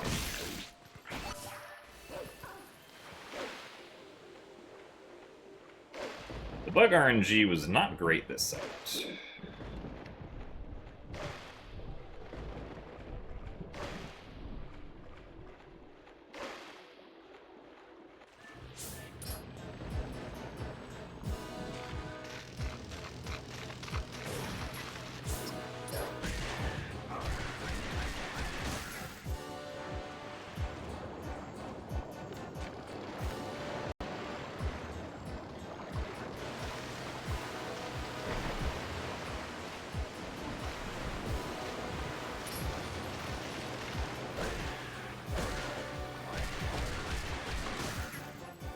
Yeah, I mean, the biggest thing that NSO is probably gonna do for Twilight Princess is just, like, speed up load times, I would imagine. Nice.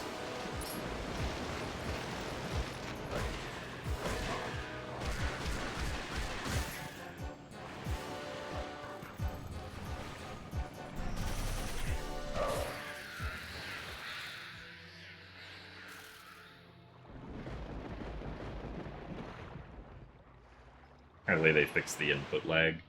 Also, the recent update that they did when they included WarioWare as one of the titles actually did reduce the input lag. So it is still there, but it's definitely not as bad as before, at least in my opinion. Like, it's tolerable, is how I would describe it. Not great, but it's tolerable.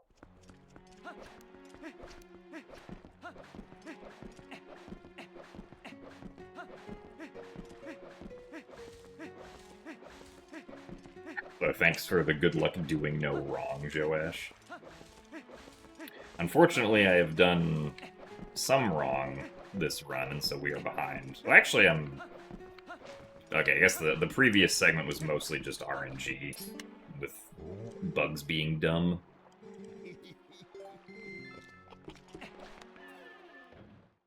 The time loss on Leneru Vessel was a wrong.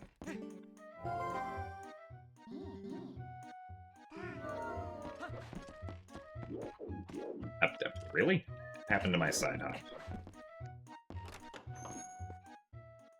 It'd be a Wii game, and that's why it hasn't hit NSO? Eh.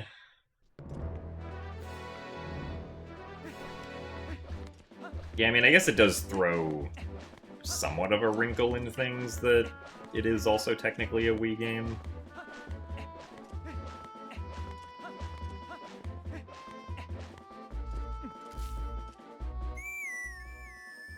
Yeah, I don't know. But I mean, as far as, like, releasing stuff on NSO goes, like, it makes sense to space out the big game releases, right? Especially since subscriptions last a full year, it makes sense to, like, release Wind Waker at the start, and then a year later, release Twilight Princess.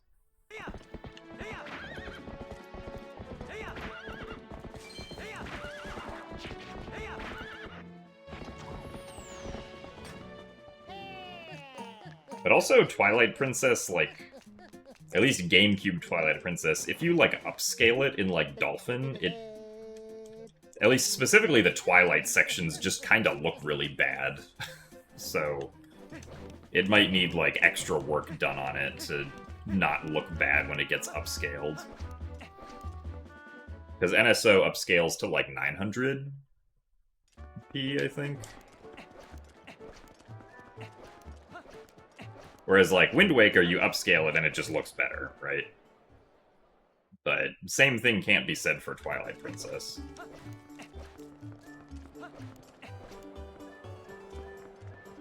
So, probably less work to make Wind Waker function compared to Twilight Princess. The recent NSO update also did fix the, like, incorrect sounds in Wind Waker. At least on the lasers. I haven't seen anyone try the, like, unusable item sound.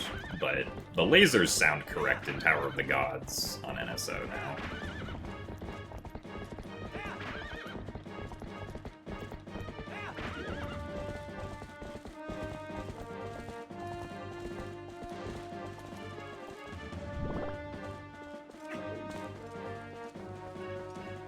Really?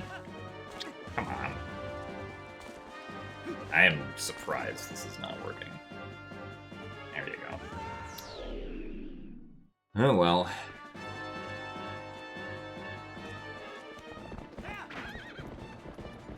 You're surprised you're here. Well, congratulations. I compliment you on being surprised.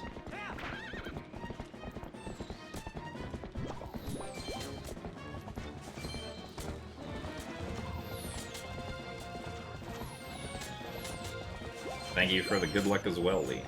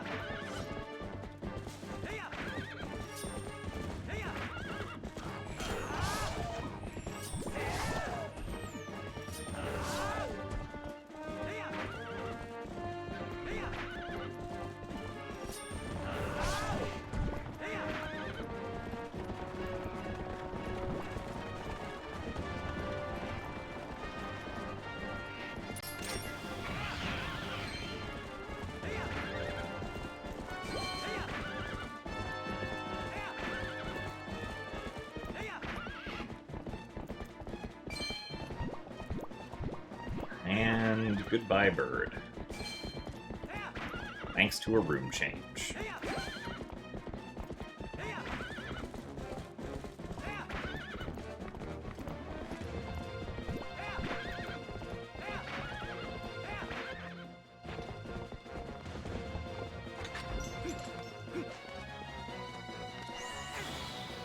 Is this gonna work? Okay.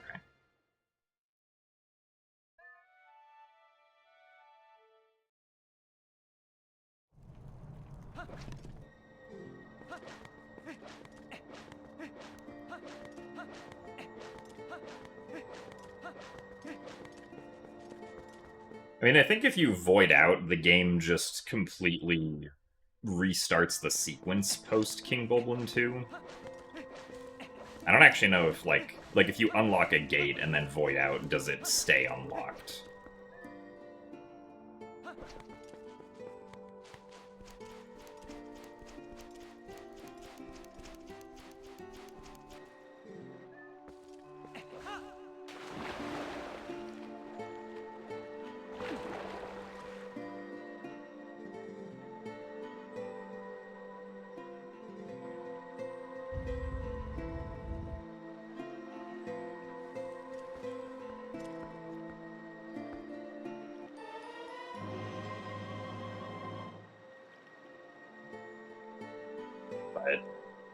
Like, when you beat King Bulblin 2, that's how you're, like, you know, that's how the logic of getting the 2 keys is supposed to work, because you're supposed to catch them flying off of King Bulblin somehow.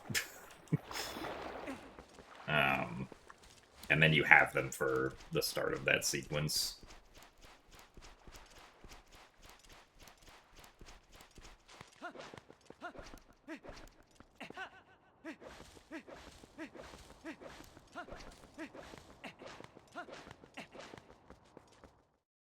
So thanks for the raid, Araxis.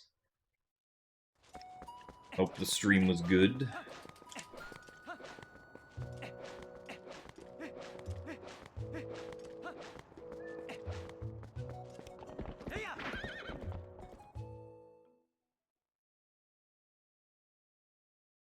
Welcome to TPHD All Dungeons, but I'm behind by 30 seconds.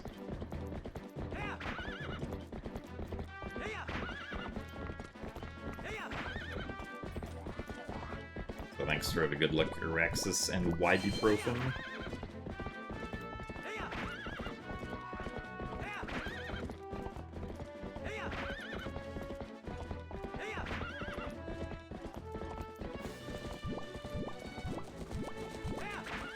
I'm excited for Crimbo?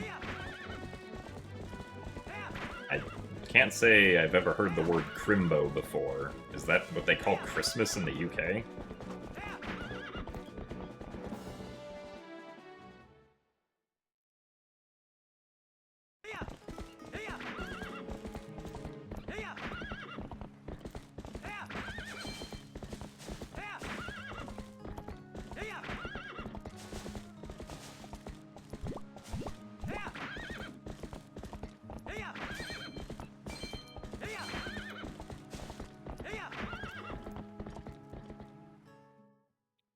Just let you be you? Alright.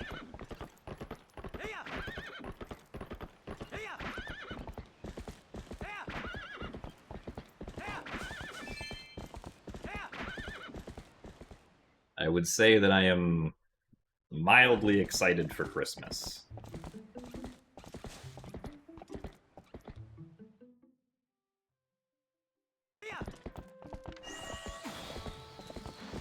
Oh, darn it. Keep going forward, opponent. Reminds me I need to actually practice getting those rupees. Oh, come on. Please, I just want to get the orange rupee. Without any complications, but apparently that's difficult.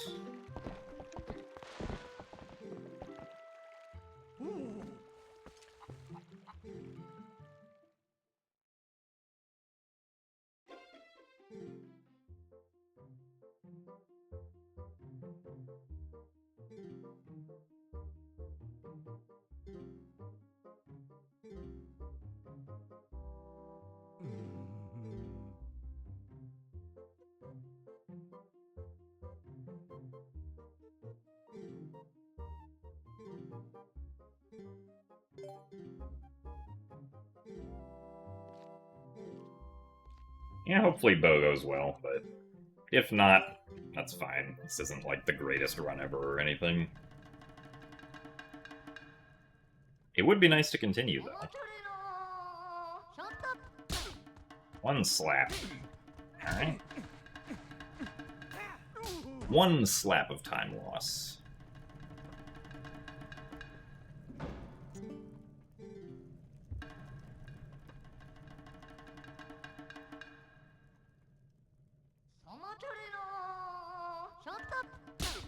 One slap. Two slap. Alright. 3 slaps of time loss. Plus me not going through Orden Village with opponent correctly. It could have been worse, I suppose.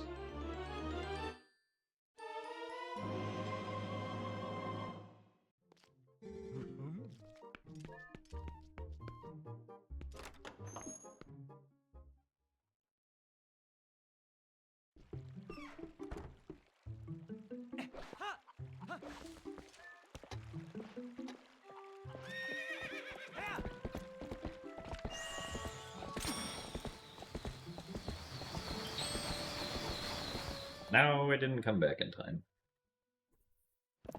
Probably not even worth getting, or like trying to get those rupees, but they're right there, and you can probably get them cleanly somehow.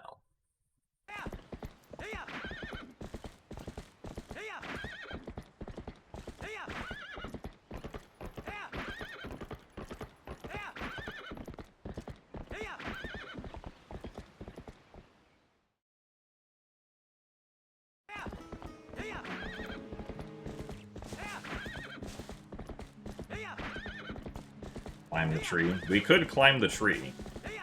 Then we would lose a bunch of time.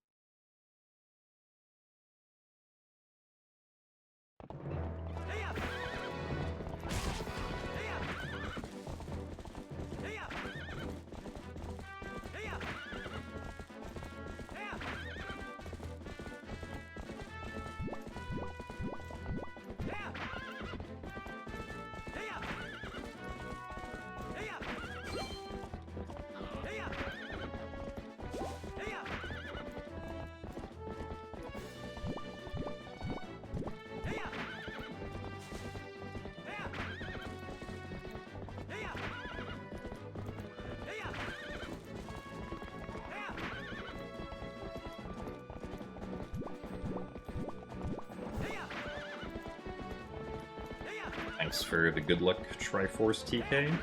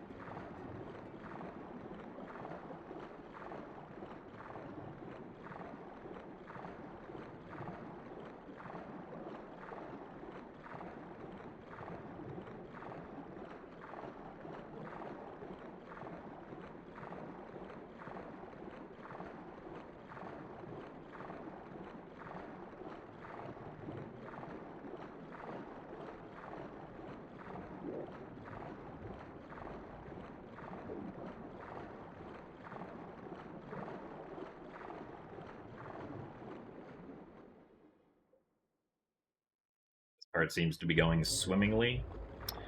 So far it is, but,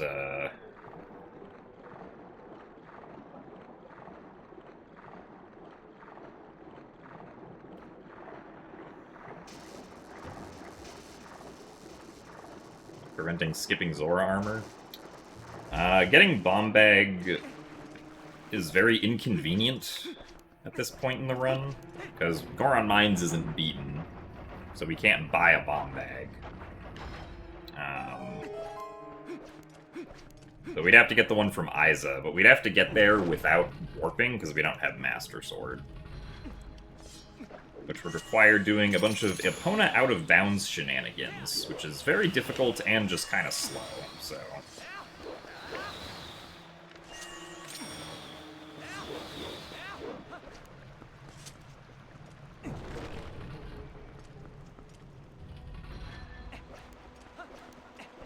You would also have to do first room without Zora armor or save warps, yeah.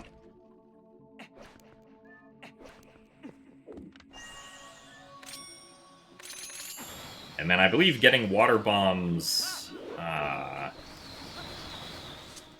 without being able to get into lake bed first requires fishing them up with the fishing rod, which means we wouldn't be able to skip the first few days of Horden. So, a couple of different things that make skipping Zora armor very impractical.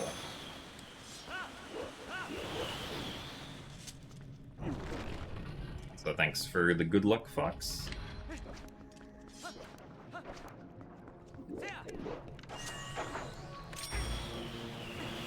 Really? Darn it.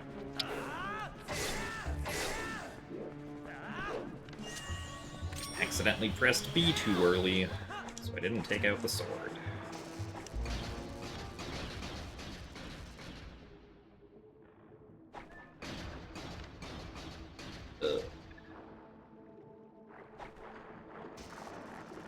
Well, that room did not go swimmingly.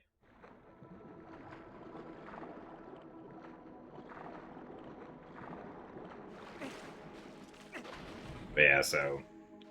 Skipping Zora armor, probably not going to happen RTA until we get early Master Sword.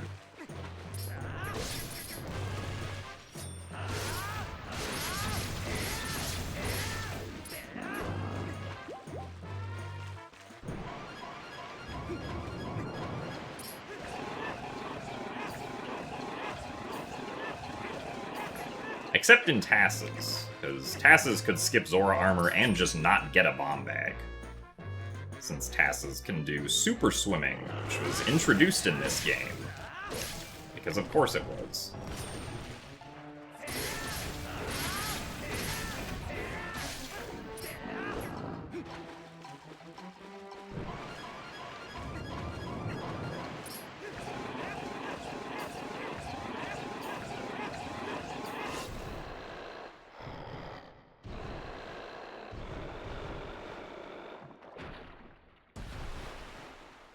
Yeah, you can't do single frame pause buffering in this game, so you can't buffer a super swim like RTA.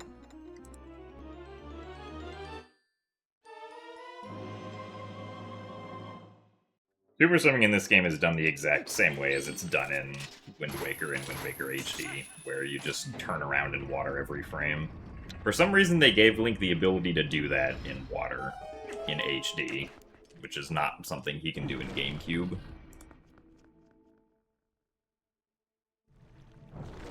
Yeah, that fight you can one-cycle with the Master Sword. Or if you had Ball and Chain, you could also one-cycle it, but... Unfortunately, we can't go to Snow Peak before getting the Master Sword.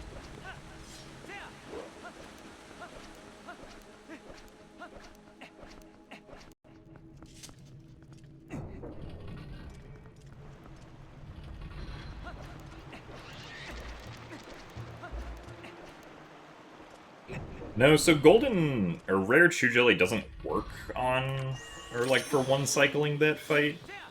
I think because of the fact that there's like there's like a weird extra delay that happens when you do those hits with Gold or Rare Chew Jelly. Or at least it's never been a thing that I've seen in any route doc or suggested anywhere.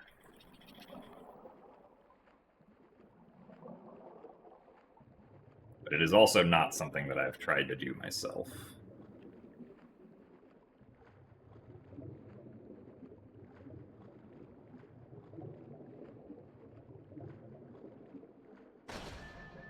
We also don't have a bottle, though, so we wouldn't be able to do that in this scenario, even if it did work.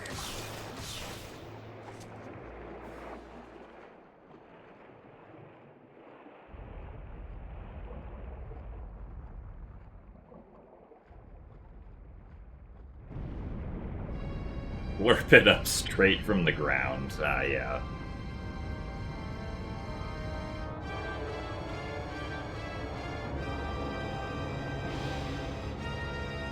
I'm sure that'll work.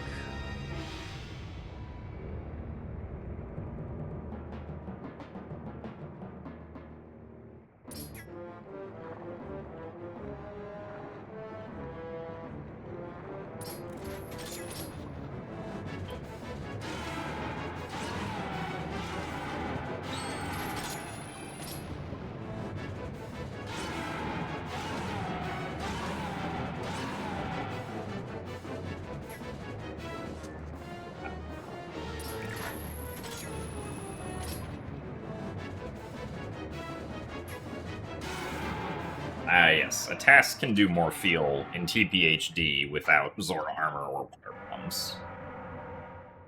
I think there's a video on Pheno's YouTube channel of like a Lotad that does it.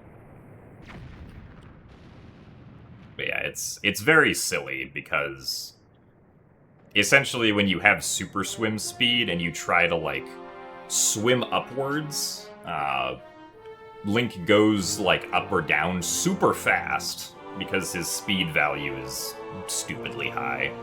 And so you can just get air refills between each of the hits on Morpheal. And like clip out of bounds to achieve those air refills.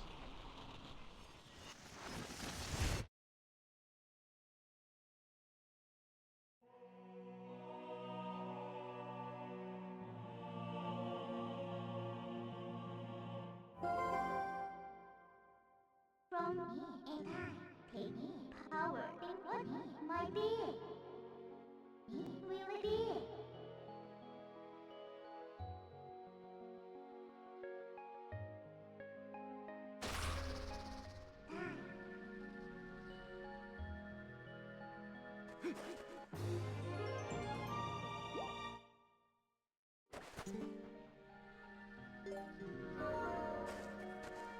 Well, at least that split wasn't bad.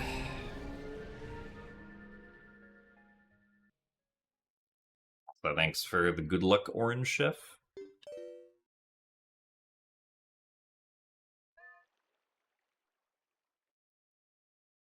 Well, so we're not gonna skip Goron Mines because this is an all-dungeon speedrun, but we can, like, initially delay doing Goron Mines until later, when we have more items that will make completing it faster. But, like, the any percent speedrun does just completely skip Goron Mines, yeah. Since the game there is no point at which the game ever checks to see that you have all 3 fused shadows. Like, it just assumes that, or, like, it just starts the Midna's Desperate Hour sequence when, you complete Lakebed Temple, regardless of what your, like, previous fused shadow progress is.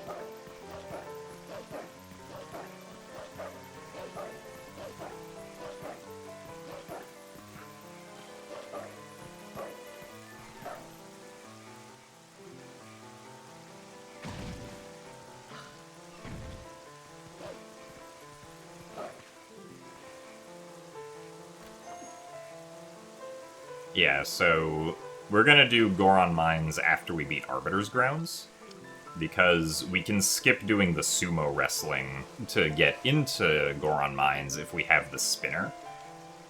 Since then we can just kind of use the spinner to go through the two Gorons who block the back of the sumo hall. And we can also use it to clip through the Goron for who blocks the elevator normally.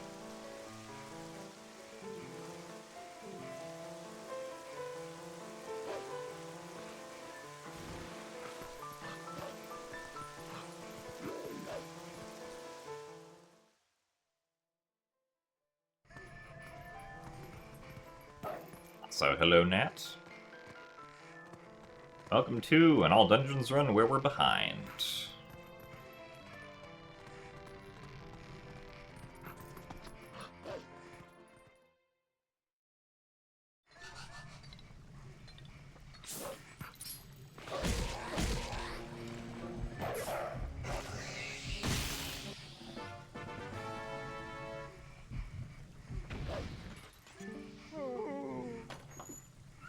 We're behind so we can get ahead. How is that how that works? I see.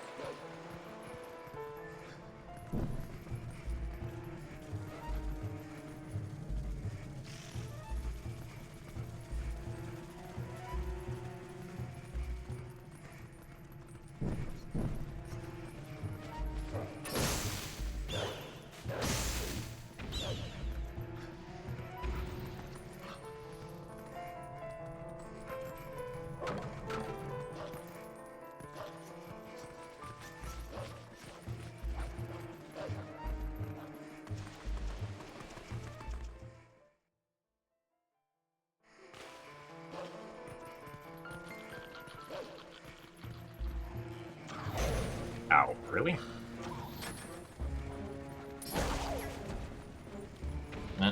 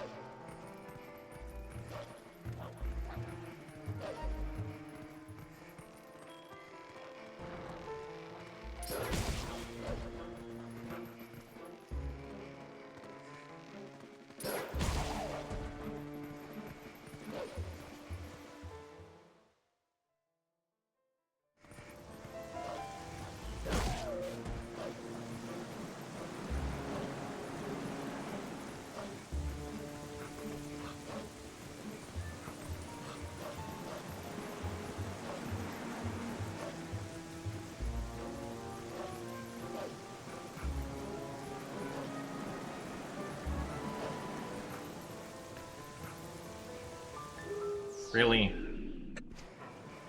Man. There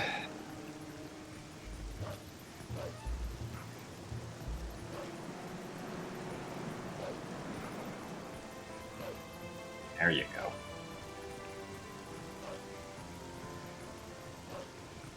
Well, unfortunately, it seems like we just continue to lose time. But we haven't gotten to the segments where we can really save time, so...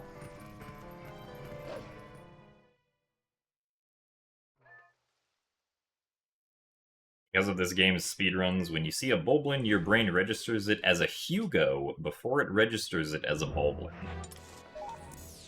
Nice.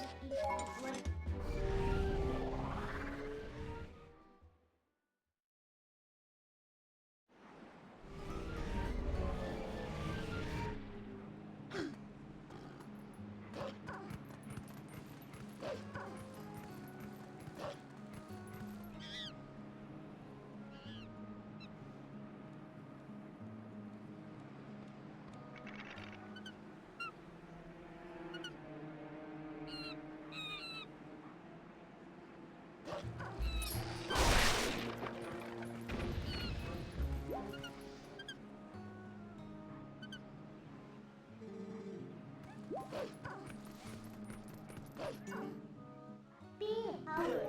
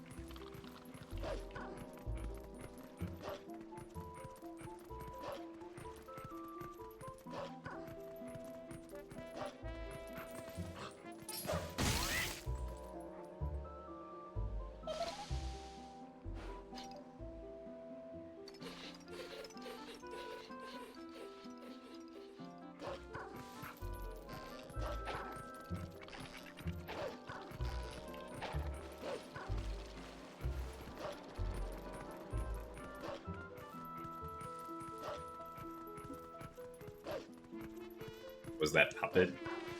HD seems to have, like, some extra one or two puppets that just, like, never die and are always just kind of running around for some reason. I don't know why, but just a thing that exists. There he is.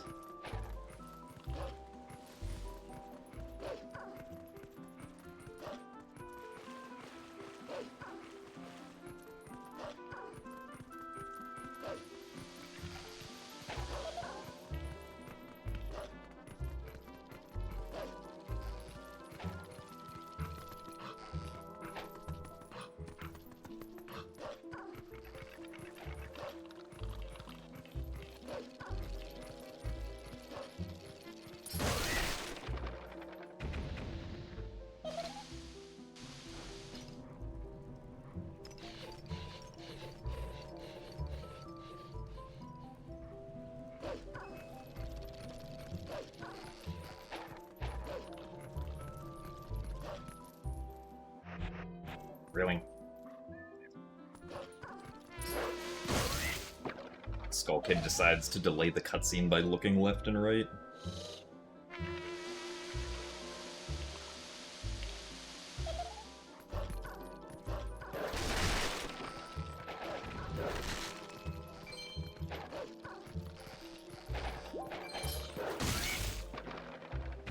I think he is the Skull Child from Majora's Mask. It does look kind of similar, but I don't think he's meant to be the same one. It's just another Skull Kid.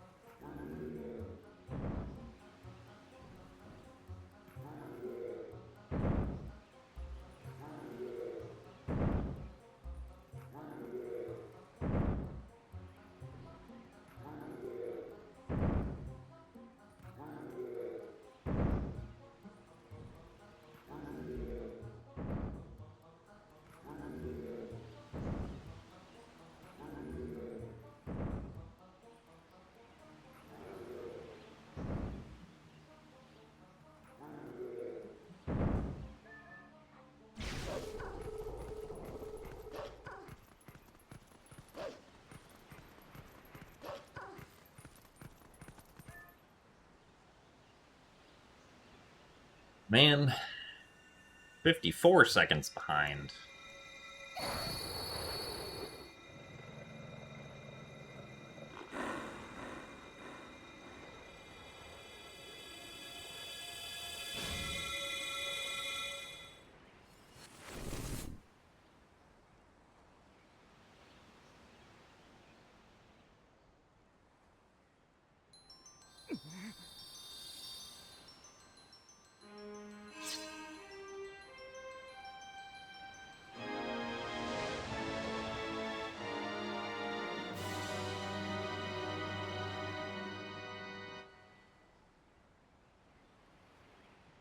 Here.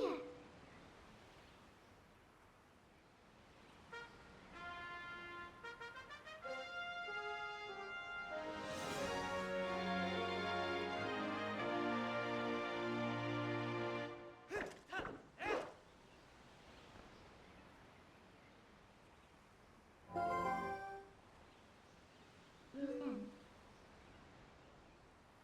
Here.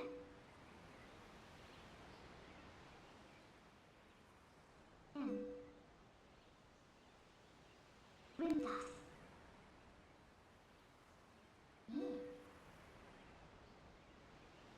Howard. Howard. Hughes. West.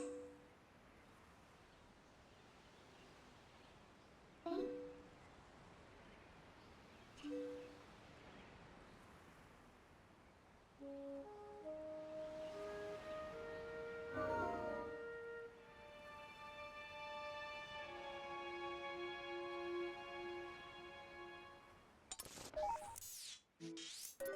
Enter.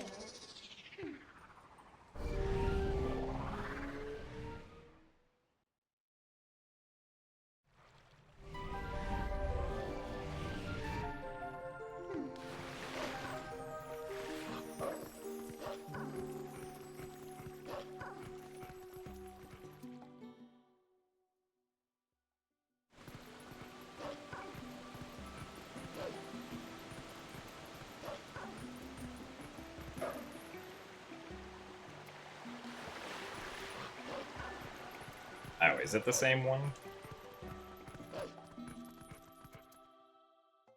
I mean, I guess that would make sense.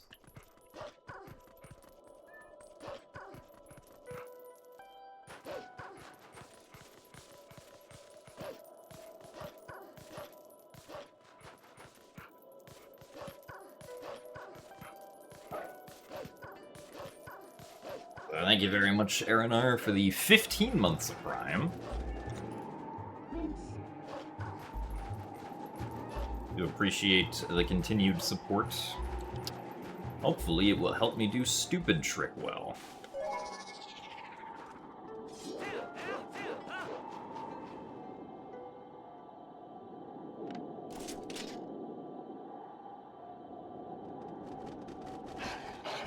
Yeah.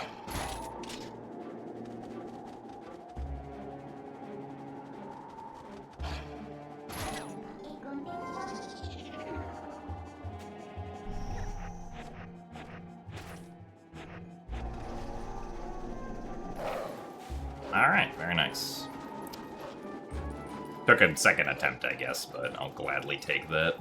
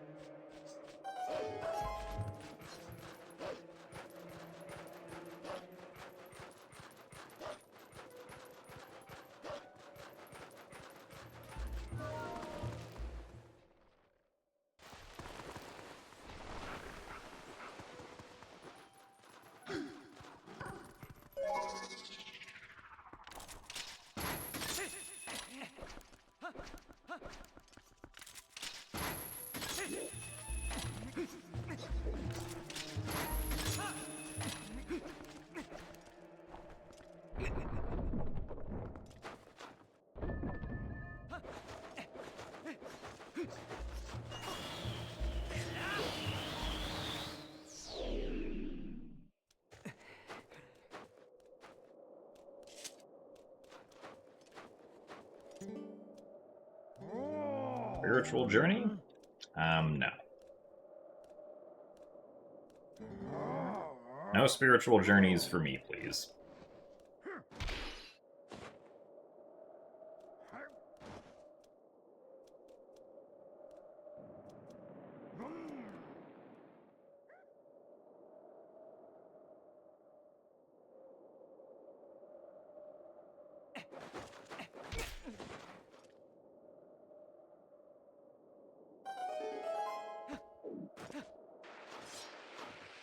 So thank you very much, Wraith, for the 52 months of Prime.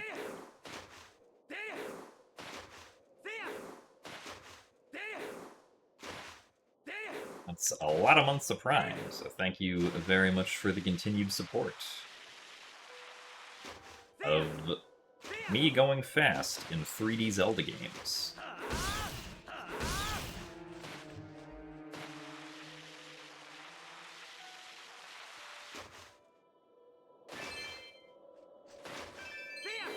Nice, we got the rupees.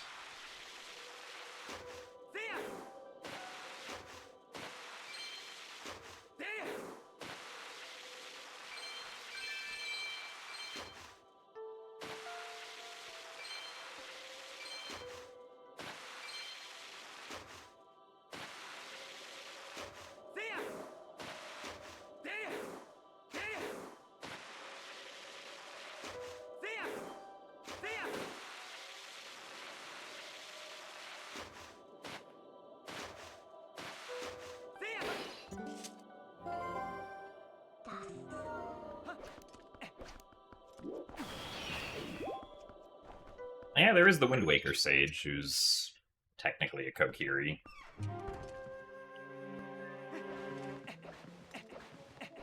Otto.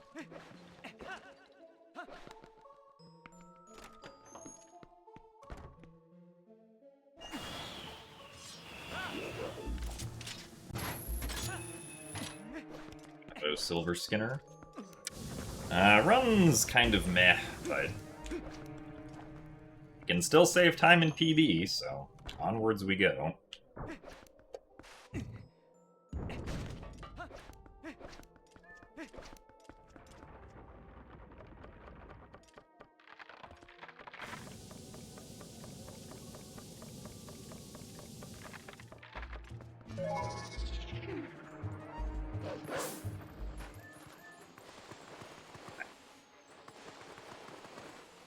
Fake digging.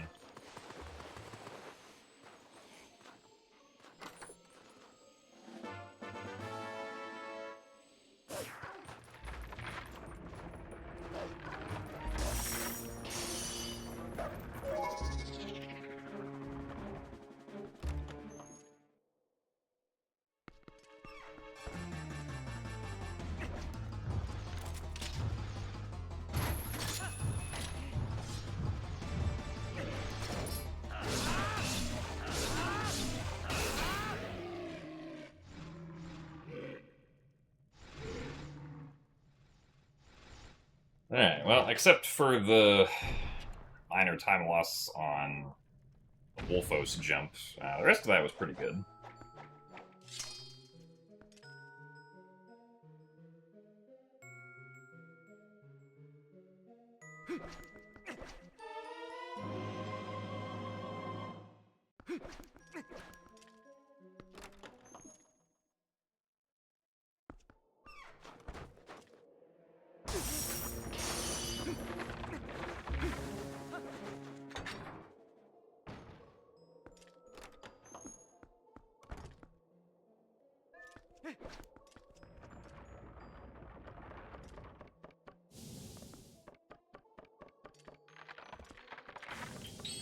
The camera there was zoomed in on the armor that wasn't broken because of where we killed Darkhammer.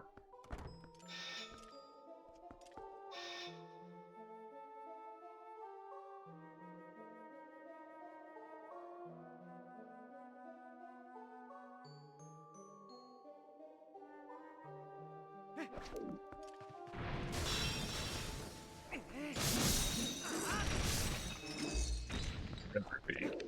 Thank you.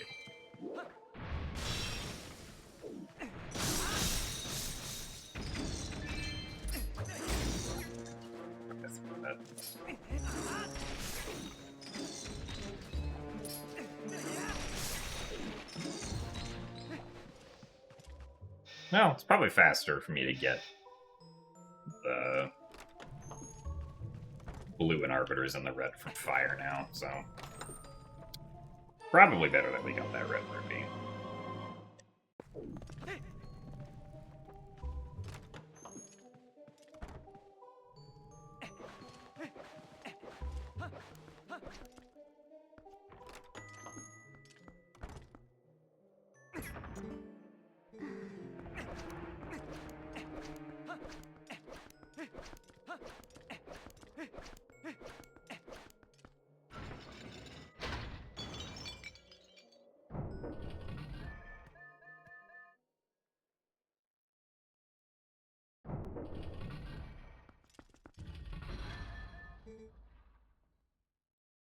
Alright, Blizzetta, let's dance.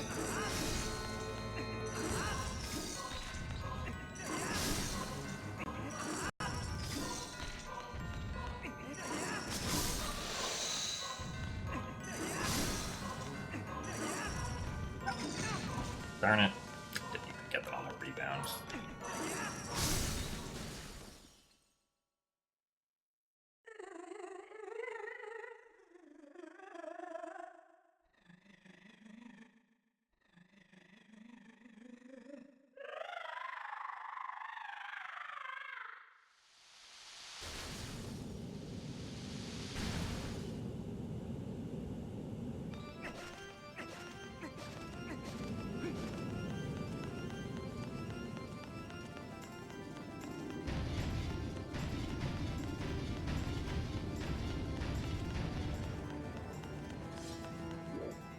Did I miscount, or was that only 8?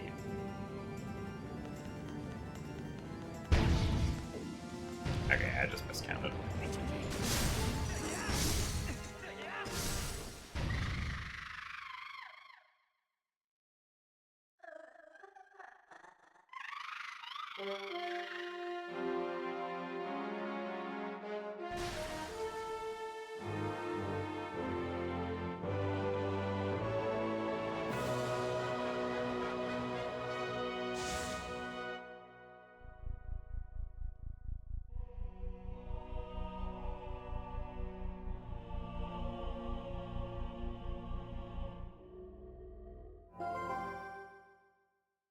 Bargain Ace. Citas, Repair Piritan. Vitas.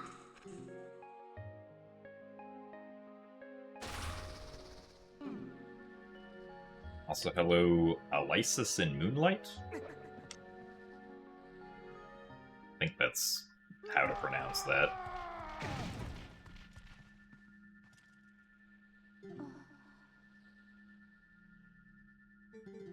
Just in time to look into the eyes of Yeto. Look into eyes of Yeto. Their true beauty.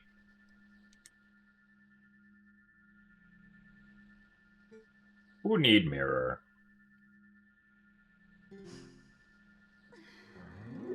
Oh, it's pronounced like Alice, I see. I will do my best to remember that.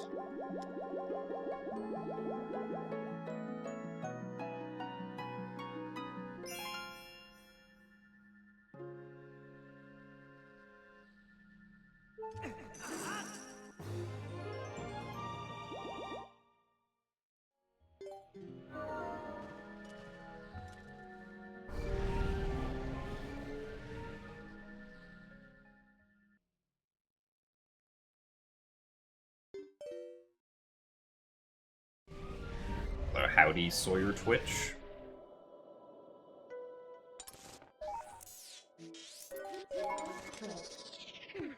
Welcome to the All Dungeons attempts, where maybe we'll get to be ahead again.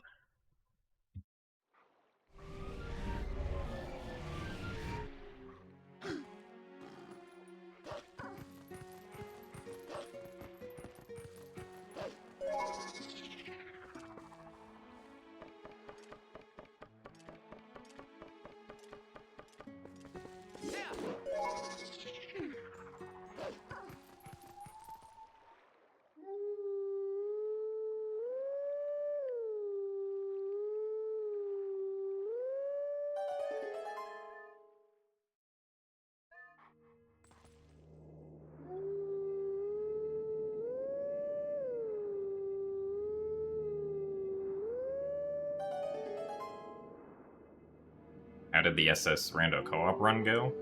It was fun. Me and Pippi did end up basically full clearing the seed, because I tried to gamble that the last sword was not in Skykeep, and unfortunately the last sword was in Skykeep. At the very end.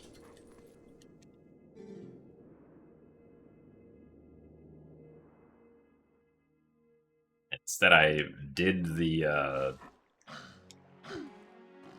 Lanayru trial, which was an unfortunate time sink.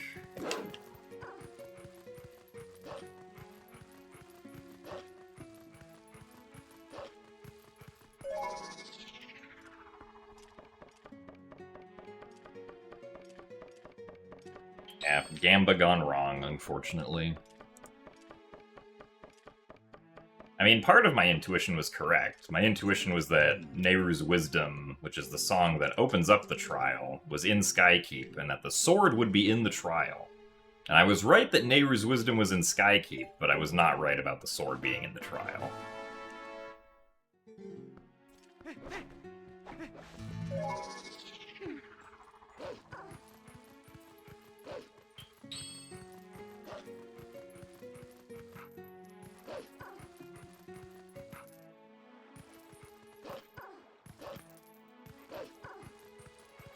Just recently beat your first OOT rando.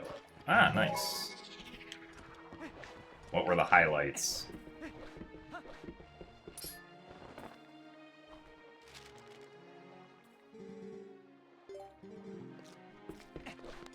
Was Boomerang on collect 50 gold Scotulas?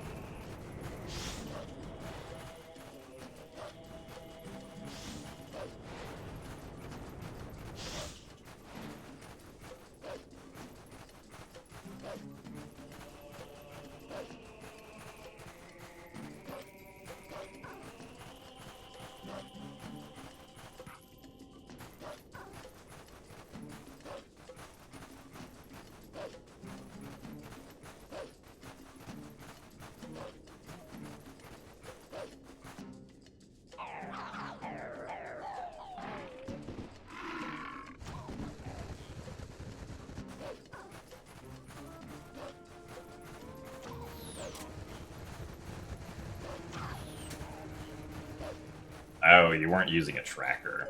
Yeah, that can definitely make things difficult if you're not using a tracker.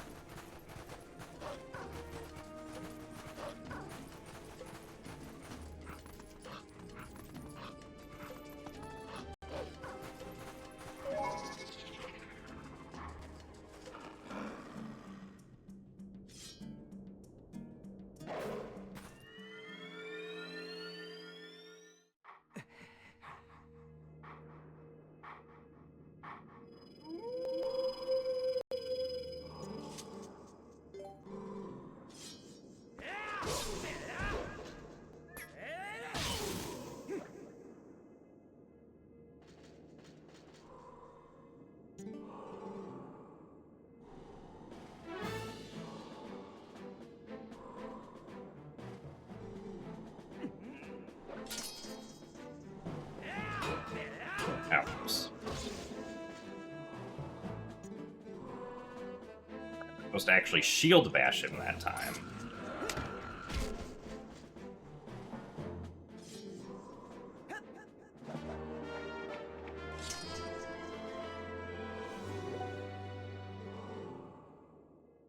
We need shield bash for a trick that we're gonna do in a few minutes called Pogate Skip.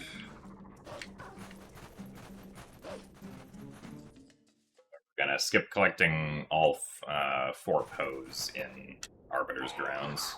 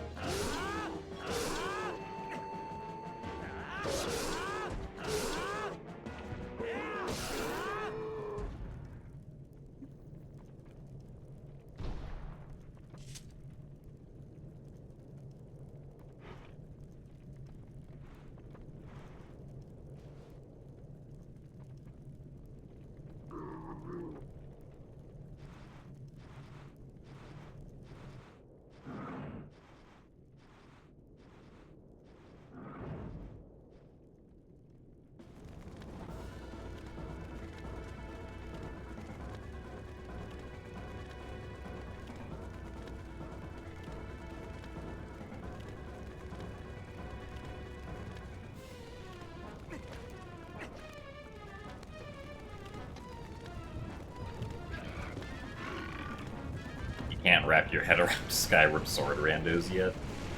I mean, Skyward Sword randomizer is much more logically simplistic than Ocarina of Time is.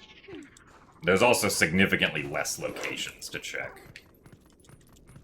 So if you can learn OOT, you can definitely learn Skyward Sword rando.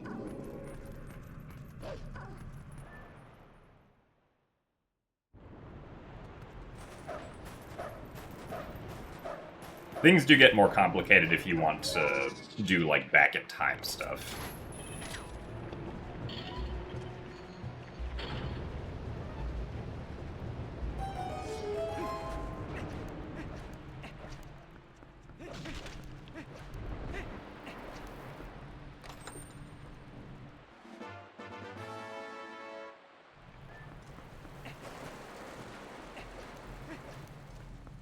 Is it just you, or is collecting the pose in TP feel like gold sculpture hunting in OOT? No, I don't think that's just you. I think that's what the intention is it's basically supposed to be the gold sculptulas from OOT, but now in Twilight Princess.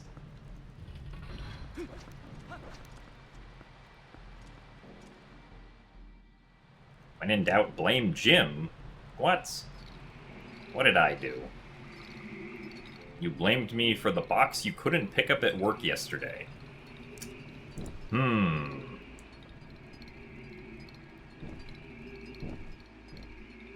don't know if I can accept blame for that.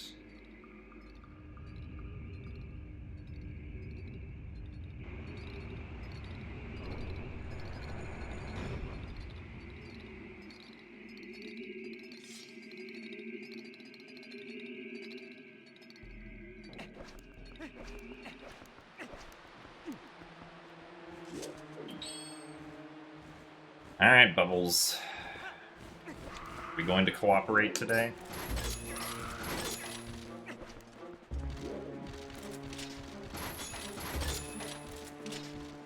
That was strange, but apparently the answer is no. Oh, and we got one.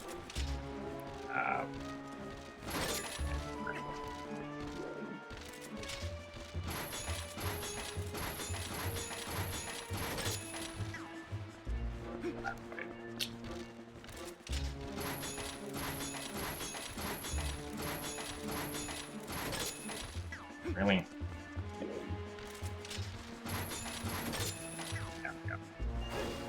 Not the greatest, but it feels like that's one of the better results I've had in recent attempts.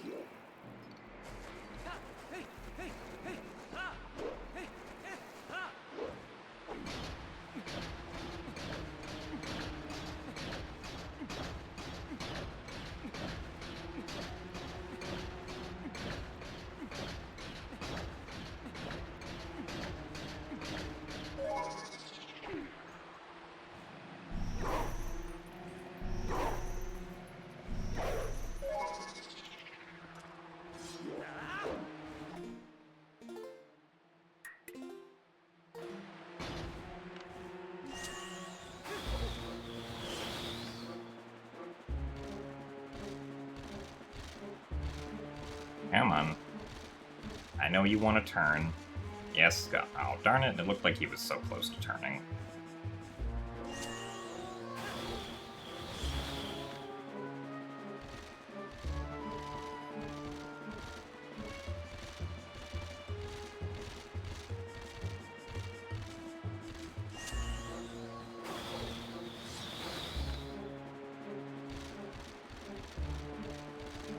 Oh? Oh, come on, really? Bruh.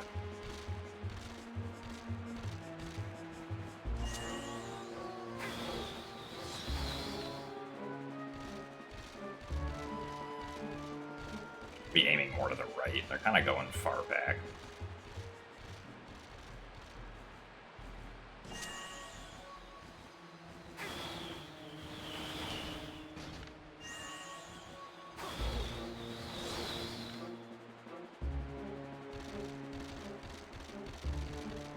Oh, come on. Well, hopefully that's the right one. It was not. Well...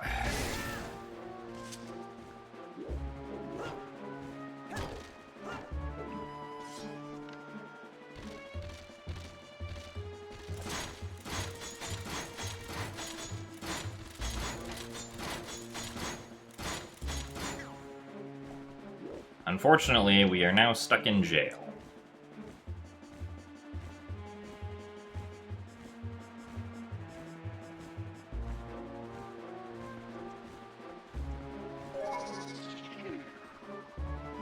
No way out. That we know of, at least.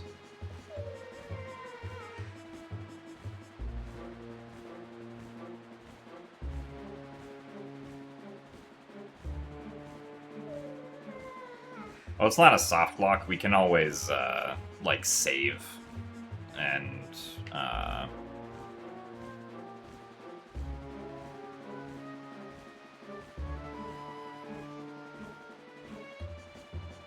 like, reset ourselves back to the start of the dungeon, but...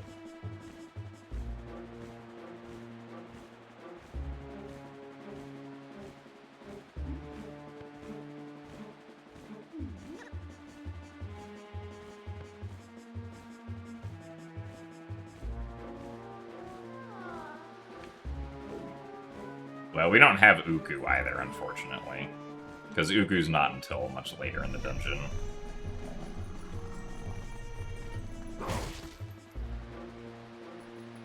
Ah, lovely.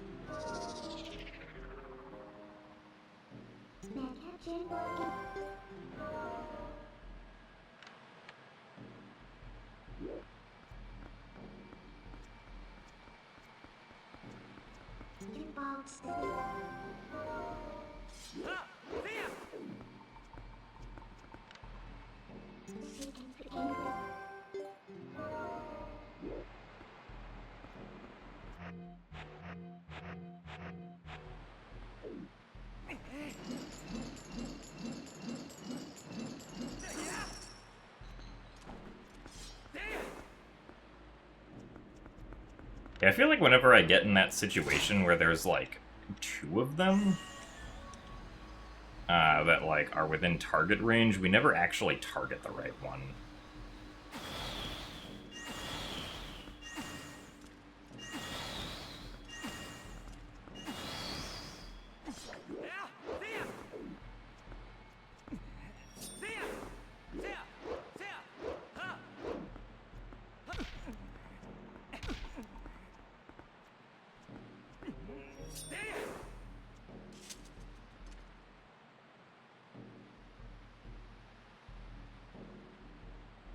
But yeah, I mean, unfortunately, there's no ledge here, so...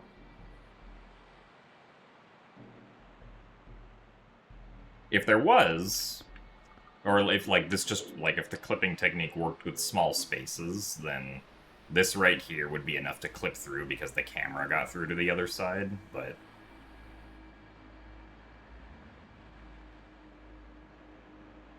Unfortunately, no.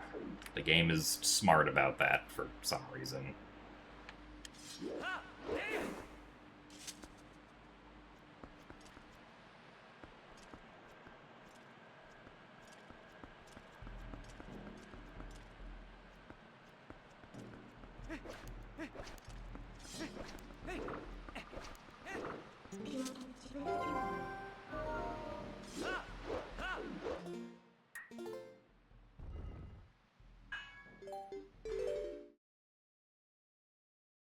Alright, well... Unfortunately, I think that will probably be it for today, then. Which, I mean, even if that attempt at it had been successful, we wouldn't have, we wouldn't have been saving any time. But that's just how it goes, unfortunately. We will try again more on Wednesday, though, so... Thank you guys all for watching today, and I will see you guys on Wednesday. Goodbye. See you later.